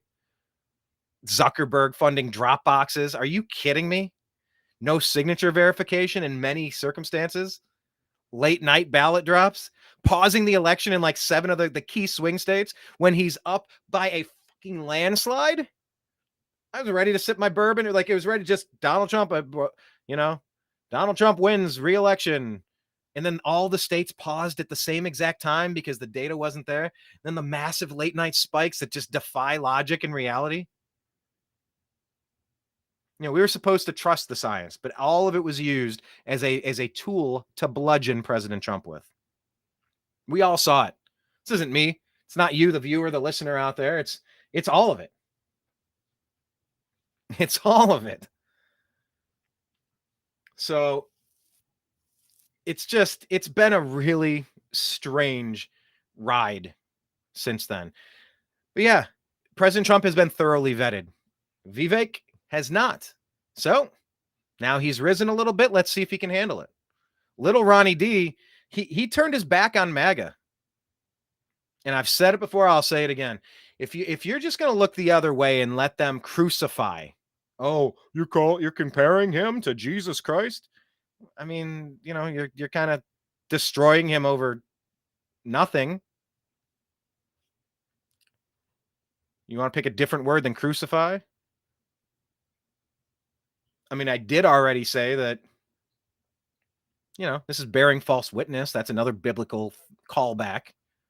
This isn't a religious show per se, but, it's like my dad always used to say about the Bible. He's like, whether it's complete 100% accurate or whether it's just a bunch of stories, change the names, change the names of the characters in the Bible. The stories still apply today. It's like when I read Ayn Rand's Atlas Shrugged. You read the book and it was written in 1957, maybe. It's going, oh my God. These same idiots are the same idiots of today. It's just this person here, that's got to be Pelosi. This person here, that's Obama. This person here, that's John Boehner saying one thing and doing another and failing to protect anything. Okay, and this here, that's the leader of fight. It's the same story, just change the names of the characters. And so that's a big takeaway. The stuff that's happening now is egregious, and little Ronnie D knew that. And so what I've said about little Ronnie D over and over is either he's in on the plot and he's a Judas. He'll sell him out for a couple pieces of silver in his greasy little hands. Or he's naive and he thinks, oh, well, I don't know, like it won't happen to me. It's just happening to Trump because Trump, he's so bombastic. He brought this out on himself. Like Trump did this to himself. I would never. Oh, please. What are the binders of women, and Mitt Romney had a dog on the top of his car, and Mitt Romney, he's awful now, but like back then he was just boring. Well, I mean, we know now that it's just controlled opposition when you put Romney and Kerry and Obama, like they're all on the same team. So I don't know what Ronnie D's thinking. They're not going to come after me because I'm not Trump. Well, that's foolish. That is insane, sir. Or He's in on it. And he knows that, like, to become the number one, to become the top dog, you must step on the neck of the person, on your way up to the top and destroy them on the way. That's terrible. That's terrible. And if he's willing to sell him out, the guy who is pretty much responsible for him getting elected, because he was losing that race. He would have lost that race for governor had Trump not come in to save him. And then to just throw him under, who was he running up against? Charlie Crist or something? But to just throw him under the bus, and instead of wholeheartedly, full-throated, I support Donald Trump against this insane witch hunt. And also I'm running for president. And if something happens to him, I want to be here in case. There was a way he could have still ran for president without making it seem like he was totally fine with the deep state Democrats destroying Donald. That's a lot of D's. Deep state Dems destroying Donald. It just rubbed MAGA the wrong way, and he's not going to get him back. He's not getting me back. There was a time, like I said, uniquely qualified to unite the party or destroy the party. He chose to destroy it. So anyway, thank you all for participating in today's program on Truth Social. So here's where you got to link up with us, because, remember, all of our social media could disappear tomorrow, or YouTube or Twitter or Facebook. So here's my request. I want you to follow us in all of the places, please. And I actually want to go through a couple of these comments I didn't have a chance to look at on my way out. But on Twitter, X, we are at American_media_. At American_media_. Really quick, go there and follow us, please. On Truth Social, we are the new American Media, because the old American Media failed. On Rumble, we are the new American Media. Please subscribe. On Spotify, we are the new American Media. We're kind of new to the podcast, trying to figure out how to build the audience there, but we need to be on every platform. So if we get deplatformed in one particular area, oh, by the way, if you want to see countervailing views, please visit CISA.gov/rumor control, because they think that the 2020 election was the most secure election in American history, with all the drop boxes, with all the late night ballot dumps, with lack of signature verification, with mail-in ballots. And go to cdc.gov if you think Fauci is Christ-like himself, or cdc.gov/vaccine if you think that was just, perfect. So Spotify, search for the Agree to Disagree show on Spotify and find our podcast there. Because if we disappear on YouTube, it'd be great to know that you're still listening on Spotify. A little less interactive, but look, we're going to broadcast. I'll stand out in the street going like this, just talking. Like I will do that. By hook or by crook, I'll be on CB radio doing a show. I don't give a shit. I will broadcast wherever the hell I can. But just every one of these platforms is completely compromisable. Because let's face it, Facebook deleted the company page for the New American Media with no cause given, no opportunity to remedy any alleged issue, no conversation, no interaction. Nothing from these creeps. But we are still operating a private group for this show. And we've had, Dreamer Ultra joined, and Ken has joined the Facebook group. Facebook group is active nonstop. That's a good place. So here's how you have to type it exactly. I need to put it on the screen, actually. Doggone it. I did it again. How many actuallys have you caught me in? That one doesn't count.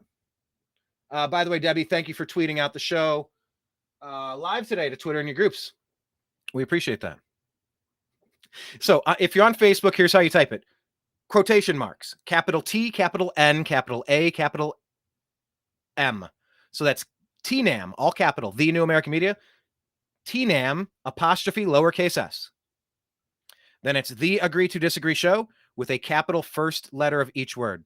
Capital T, capital A, capital T. You know what I'm saying? The Agree to Disagree show. The first letter is capitalized and all those quotation marks.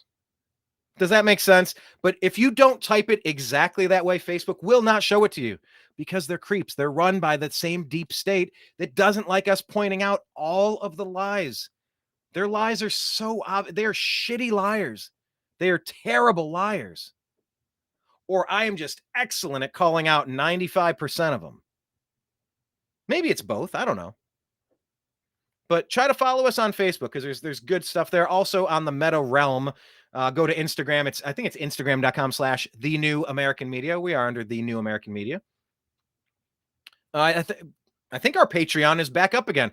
Patreon suspended our channel, shut everything down for months and months. A lot of back and forth, a lot of asking to speak with supervisors. Oh, we've deleted your, but you can start a new, no, blah, blah, blah.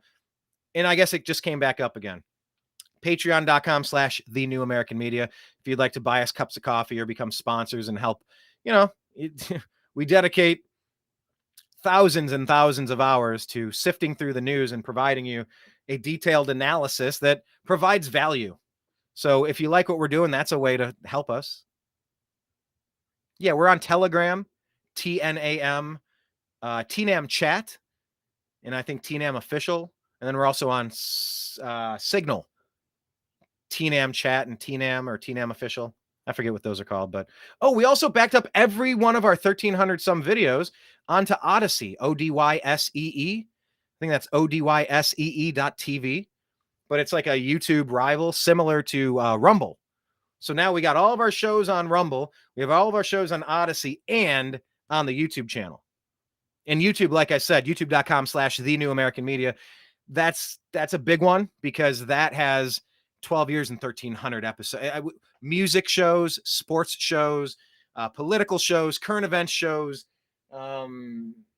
We cover everything on that show. There's a lot of things to TNAM. And if you are to find yourself participating in the TNAM universe on Facebook, TNAM Humor, TNAM Food and Drink, the Agree to Disagree show, of course. Now I'm blanking. We probably have like 25 different subgroups on Facebook. It's fun. It's easy to click and share. It's just very user friendly. But if you search TNAM for The New American Media, that's how you find us. And also the place that I haven't really updated in a while, and I must get caught up on that. It's thenewamericanmedia.com, thenewamericanmedia.com. That is the hub that has a lot of our stuff archived. Maybe not so much over the past couple months or past couple years, but there's a lot of stuff there. And if every other channel goes down, you'll find us at thenewamericanmedia.com. I will record my own videos. I'll post them and leave your we will find a way. Like I said, I will yell it from the rooftops. I'll climb a tree and I'll roll up a piece of paper and here's the news of the day. I will, because it's just what I do. I have a unquenchable curiosity about what's happening on Earth. It's a gift or it's a gift or a curse, a burden or a cure. What do I say? A gift, a blessing or a curse, a burden or a curse or a cure. I think they say it's a blessing or a burden, a curse or a cure. I also say it's the New American Media because the old American media failed. I also say we're seeking truth, challenging dogma, and having fun. Join us in the mostly civil conversation because it's mostly civil. As Deb said, I do. What did you say? What was the phrase you used? Blake sent me a voicemail of something you sent him that I'm excitable or dramatic. I think you said dramatic. I think that was the phrase. Mitt the twit, says Debster. Yes. All right. Let me just try to scan through a couple of these comments in overtime, and then we're going to bounce for today. Thank you to every one of you. Debster, Dreamer, Unholy, Hoax. Yeah, it's time to pardon Snowden and Assange. I think Trump made a big mistake by trying to play nice with people that are out to ruin him and kidnap him, cage him, and kill him. I think it's become painfully obvious there is no playing nice with these people. But I think that's what we could expect out of a second term.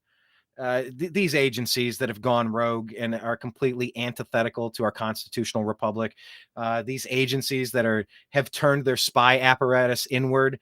I mean, we have civil rights. This is the greatest civil rights abuse in the history of America, 200 however many years. These need to be broken and shattered into 1,000 pieces and cast into the corners of the earth. Is it a flat earth? Is it a round earth? Where are there corners in the earth? But you get my point. So I mean, you gotta pardon the truth tellers. Journalism is protected in this country. If you want to get away with shit, how about don't do anything illegal? It's super easy. If you want to get away with shit, how about get away with shit that benefits us, that doesn't send our boys and girls home in body bags, doesn't rack up trillions of dollars of debt. What are we doing? There's going to be a day we have to pay the piper. And by we, I didn't take out a loan for any of this shit. You want to get paid? You want go to DC? It's got nothing to do with me. What's your debt got to do with me? I ain't trying to hit at sea. What's that song? Debster says, timber. Yeah, let it all fall down. Yes, thank God for real men unafraid to speak the truth. Look, I don't know how long they're going to let us have the internet. They used to get away with so much. And it's, like I was saying to Blake earlier today, has it always been this bad? Has it always been this terrible? Maybe it has. And maybe they used to get away with it because we didn't have social media. We didn't have the internet to hold them accountable. I mean, Hillary with her, I keep hot sauce in my purse. It's Frank's Red Hot, bitch. I put that shit on everything. Do you, Hillary? And these politicians will go on their whistle stop tours and suddenly they got a Southern accent. I'm one of you. Are you? You're full of shit is what you are. And it's so easy to see the liars, the scammers, the schemers. Actually, really, that actually just bugged me. I'm so glad you all went on that journey with me. I think I would like to separate that out. Someone needs to tag Blake. Make sure you follow Blake. His homepage is thenextlevelnews.com. And on Twitter, he is at TV's Blake, Blake, Walley, Walley, at TV's Blake Walley. Somebody send him a message on Twitter X and ask him to clip out just that segment of Actually. I don't know if it was as entertaining as I thought it was, but I'm pretty blown away by it, for real. Dreamer says he loves Tucker, but actually, he didn't say actually, I added that. He says, but he did play defense for his network for quite a long time. Well, I mean, they were writing the checks, I mean, he's gone now. The strings are cut. Tucker is on the loose, and I'm loving it. I'm so glad other people are waking up to what Fox News has devolved into. When they had Chris Wallace repeat the Fine People hoax and run interference on the Hunter Biden laptop from hell story in the 2020 election debate, I've been done with Fox since then. So I'm glad Tucker's gone. Tucker doesn't need Fox. Fox needs Tucker. Don't get it twisted. Trump doesn't need the Republican Party. The Republican Party needs Trump. Don't get it twisted. These people have been a little too comfy, a little too cushy, a little too cocky for a little too long.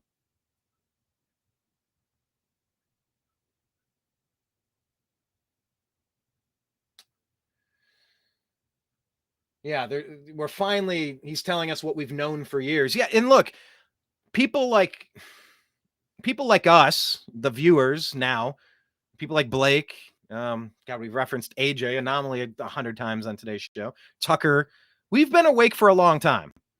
I did just check on one of AJ's videos, and he was like, people are so impressed with Trump calling out the media. He's like, I've known the media's been trashed for 15 years. I wrote a song about it in 2008. I'm like, okay, cool. Yeah, we knew because we're exceptionally intelligent. Pat myself on. Or we have exceptional bullshit detectors, whatever you want to call it. And really, that might, at the end of the day, be all that we bring to the table is our bullshit detection ability. That could really be the main thing here. Okay, we've known it, but up until Trump started calling them fake news and saying that the American lying legacy media, those are my words. I don't call him Ron DeSantis. I call him Little Ronnie D. I don't say mainstream media. There's nothing mainstream about the deep state putting out propaganda. That's not mainstream. That is fringe. That's fucking fringe. I call them the lying legacy media. They have a legacy. They ain't telling you the truth. They're hardly media, but it's the lying legacy media. So no, we've known it because our bullshit detectors are very sharp. But I think to the masses, we can see it now. The Wizard of Oz, the curtain has been pulled aside. And we see these little sniveling creature back there. It's very important what happened there. And now we see what's happened. Now, after seeing what happened with 2019, 2020 with Wuhan, the curtain has been pulled back on all that shit too. And it's about high time we do, because we're in a world of hurt if we don't get some of these major issues figured out. So I think that stuff is pretty darn important. Yeah, Debster says most of our lives it's been propaganda, but they kept us very entertained and distracted. Yeah. Thanks, Dreamer. Dreamer says you guys do deserve good things. The environment you're operating in is trash.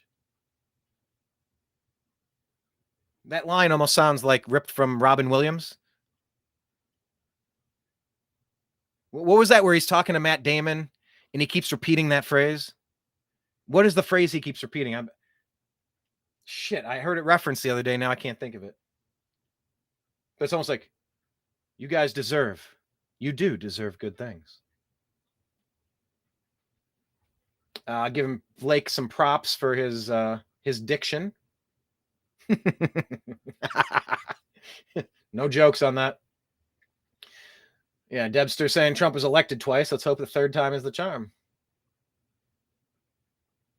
Yeah, with the masks. I've never complied with any of it. I mean, the bare minimum.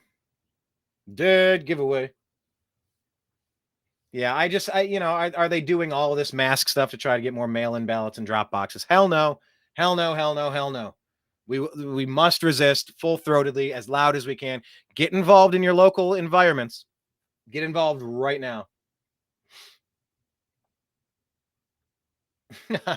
I like that joke by Dreamer Ultra. We played that clip with the turtle, Mitch McConnell, and he said he's becoming more presidential by the day, meaning McConnell, because he's looking brain dead up there. They really do need to pack it in. Yeah, $700 in Maui will buy 1 week ago. It's just such an insult. Yeah, and the Hawaiian people are good too. They've got this vibe to them. They're I've never been. I need to go. Maybe I've never needed to go more than I need to go right now because they're hurting. Although if you got all the FEMA crew spending $1,000 a night at the fanciest hotels, maybe they're doing just fine. But I'm so creeped out by what happened in Lahaina, and I don't buy the official story. I wouldn't expect the energy company to come out and say, like Rupert Murdoch did. Remember when Rupert Murdoch came out to tank his own case? Remember when Fox lost that lawsuit? When Rupert Murdoch came out and threw his own company and his own anchors under the bus? How weird was that?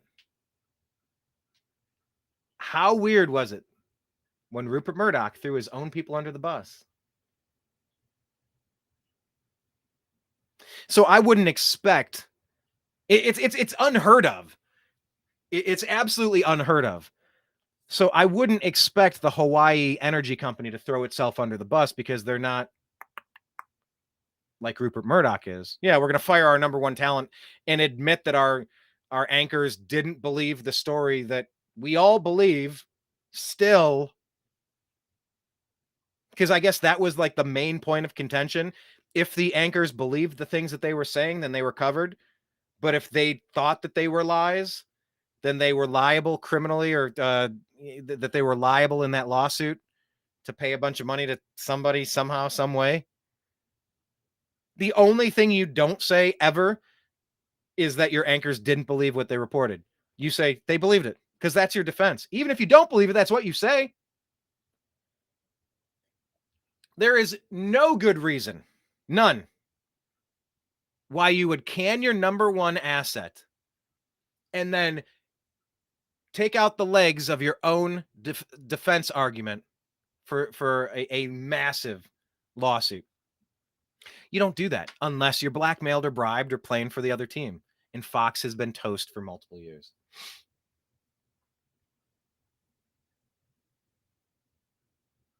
There you go. Debster saying that Friday nights with Mike and Blake are great.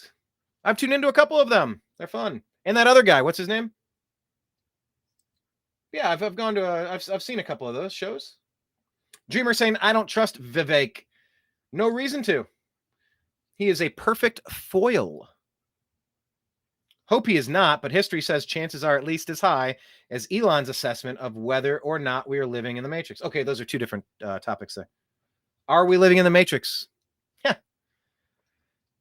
Is this a video game simulation? Is this Avatar? Is this Super Mario World? I don't know. I mean, if this is a simulation, like, we're put here to see how we perform under these circumstances. Are we going to shut up and keep our head down while just atrocities from demons just wreak havoc on this beautiful earth unnecessarily, just for temporary political gain, monetary gain, political power, for temporary power? What if there is a maker? What if we meet that maker when we're done and they go into our eyes and our ears and they download the DVR? Okay, well, let's see the footage.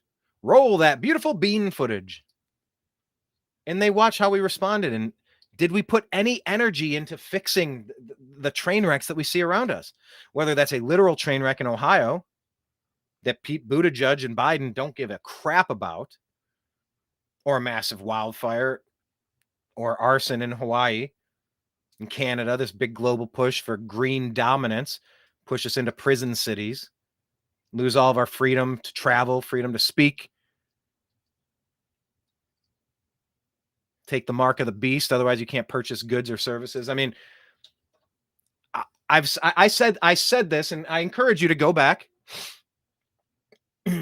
Maybe I will take some of our select episodes, because I've sat down, I've had I need to have a longer conversation with Adam Carolla. I know, because he was featured on the show today talking with Tucker, but I just sit down with Adam. I don't know, 5 or 10 minutes. That was good. I've talked with John McAfee multiple times. I was going to say, go back and check out the McAfee interview. Wow. Part of me almost said prior to when he was killed. Of course it was prior.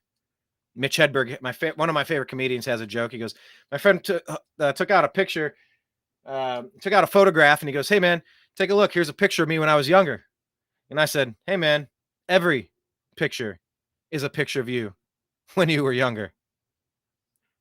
Isn't it about time somebody said that? But I had an interview with John McAfee, and I said the same thing I'm about to say now. If there's a maker, and I believe that there is, whether that's true or not, I don't know, but I'm going to act as if. And if there's a maker and I get to speak to that maker once I pass from this plane, from this experience, I just want to look at him and say, I tried. I tried. I fucking tried. Maybe I swore a little bit more than I needed to, but I tried. I tried to be better. I tried to make things around me better. Maybe there's no point to any of this, but what if this is just a simulation? What if we're racking up little gold coins every time we inspire someone like you out there to, because I think part of what we do in independent media is, yeah, we're covering the news because the people you used to follow, they're lying to you and they're busted. And you're like, you've burned your credibility. I'm done with you.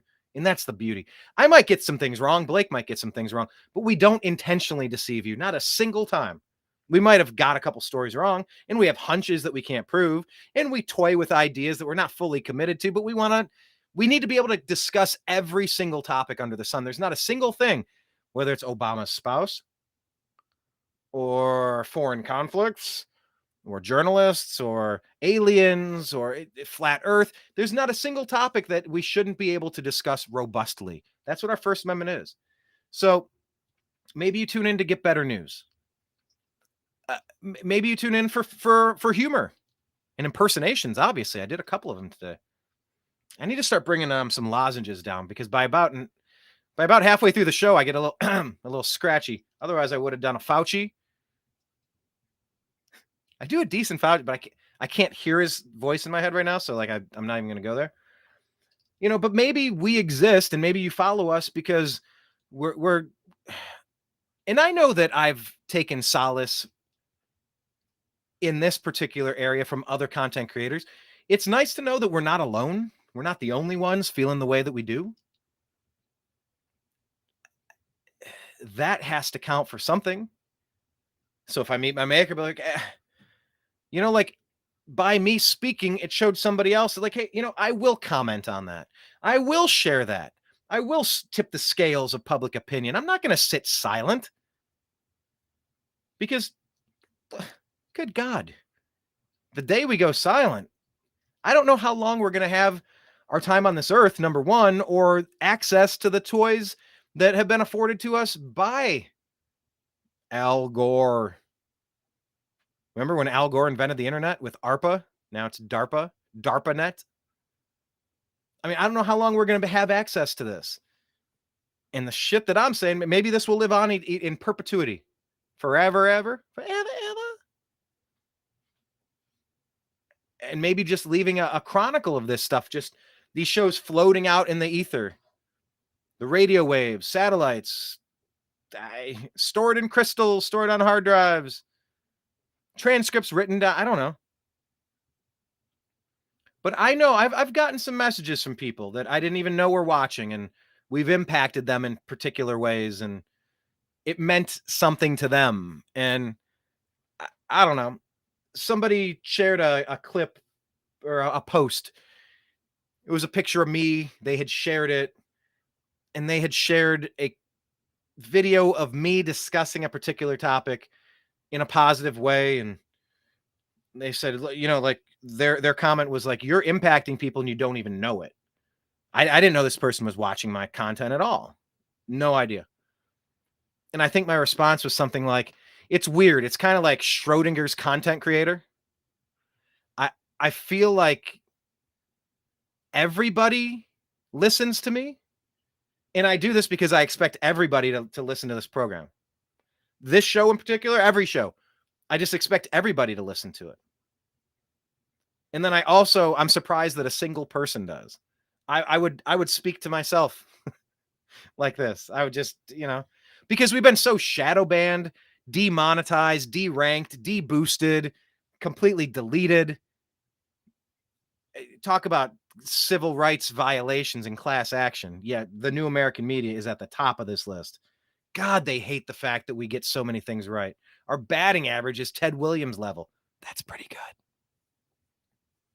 But yeah, it's Schrodinger's content creator. I expect everyone to listen, and I'm surprised a single person does. The cat isn't alive or dead. Or it's simultaneously both alive and dead, but you don't know until you look at it. That's the point of Schrodinger's cat.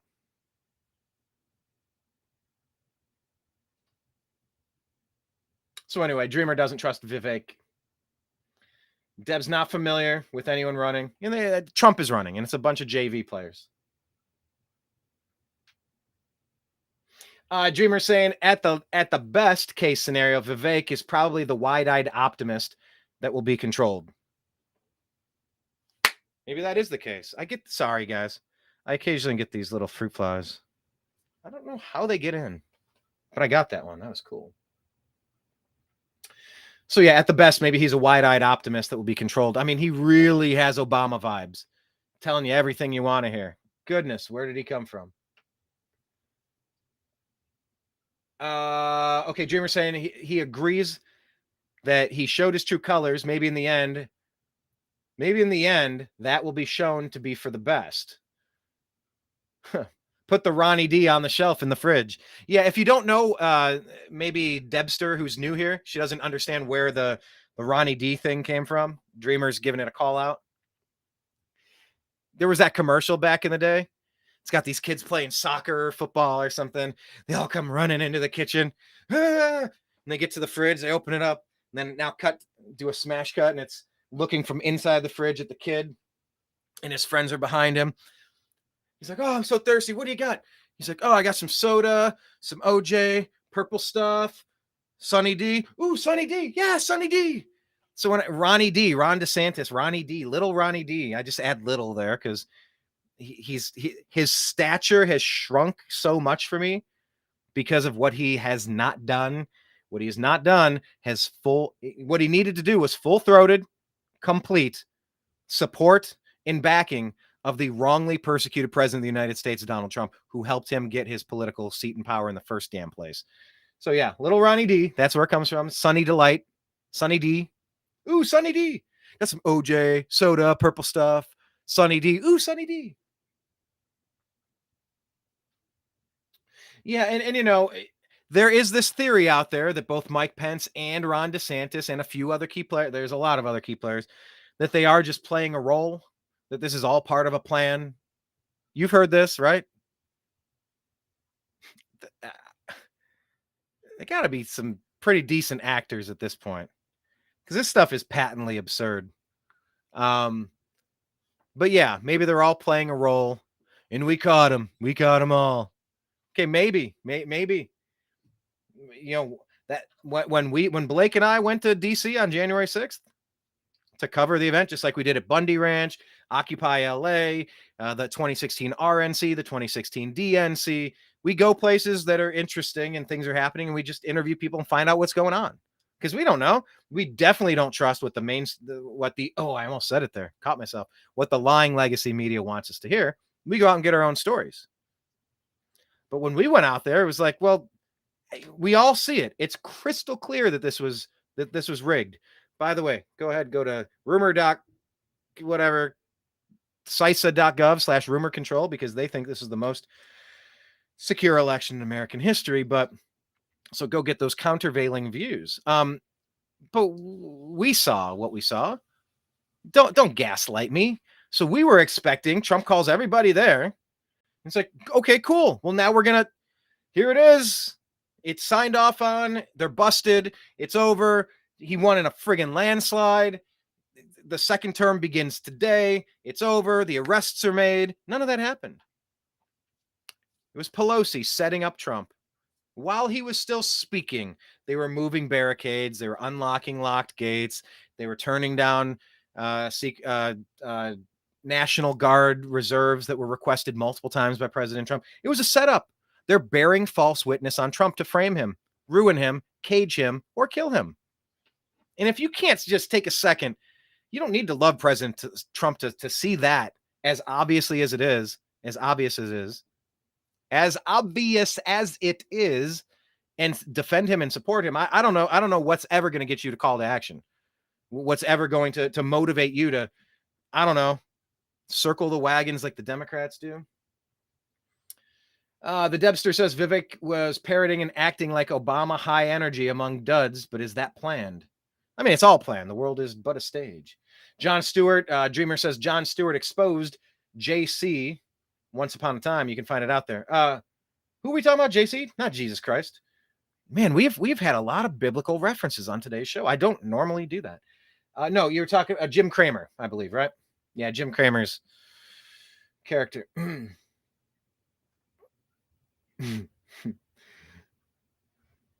If the words don't fit, you must acquit. See, that's what I like, the Debster. That's what I like about Kenneth. He always likes to take the words and turn them into rhymes or make jokes out of them. Yeah, we did start losing count. We got to 23 actualities. I'm blown away by that. So I'm so glad every one of you participated and watched that in real time. I had no idea what the footage was that Blake had sent to me. So words are used as filler when there's no real content. Obama was the number one at that.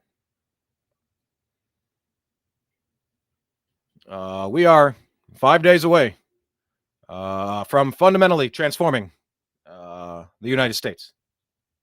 He would always, always. Now, let me be clear. Donald Trump has no business getting a second term.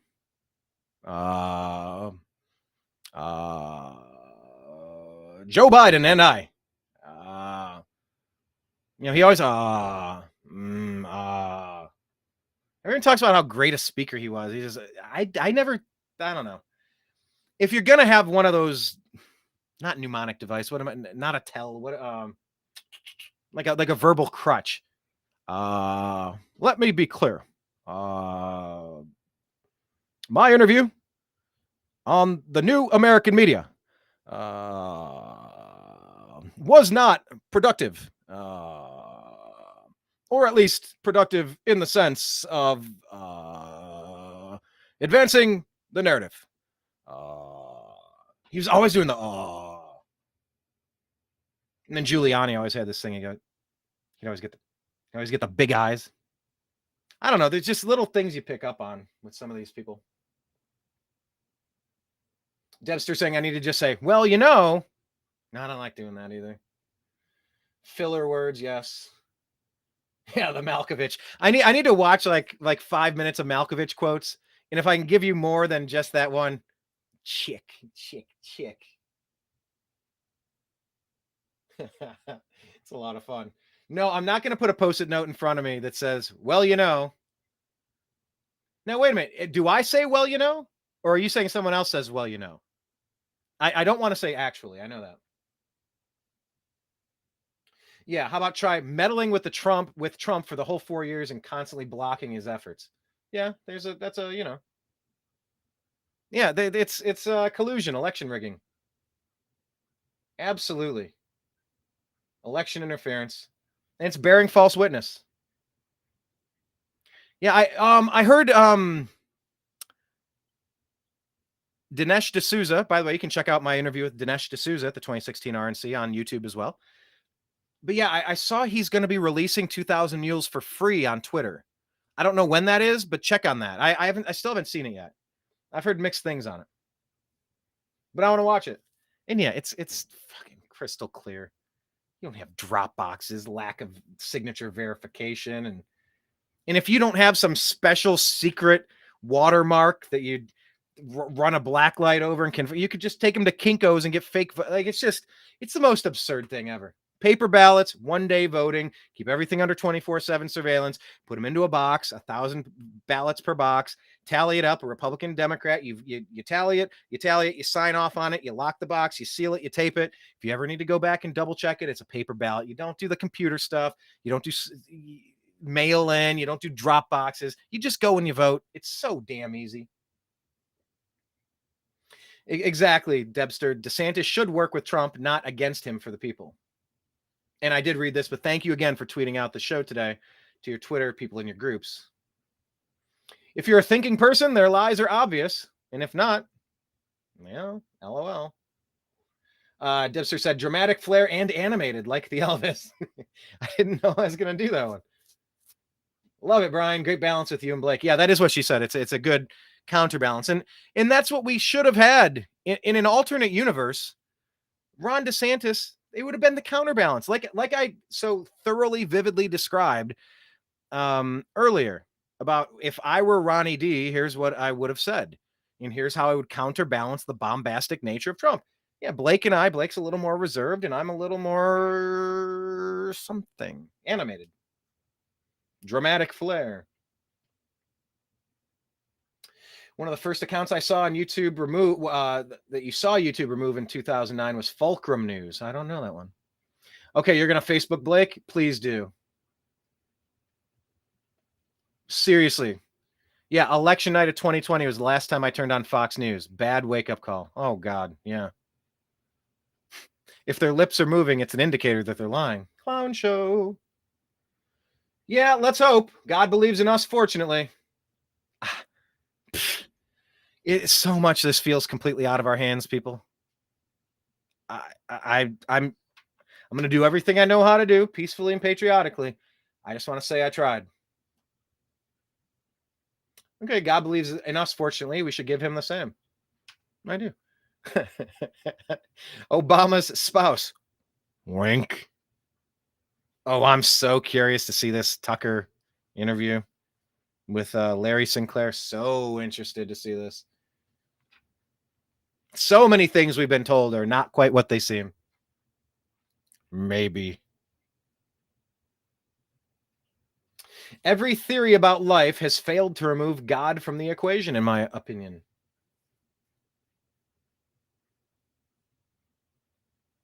Oh, come on. Let me just address that. Don't you trust the science, bro? Look. Everything came from nothing, man. There was like nothing, and then like there was a bang, but it wasn't like a bang. It was like a big bang. I hope I got away from the microphone far enough. I didn't want to blow out your eardrums. So like nothing, man.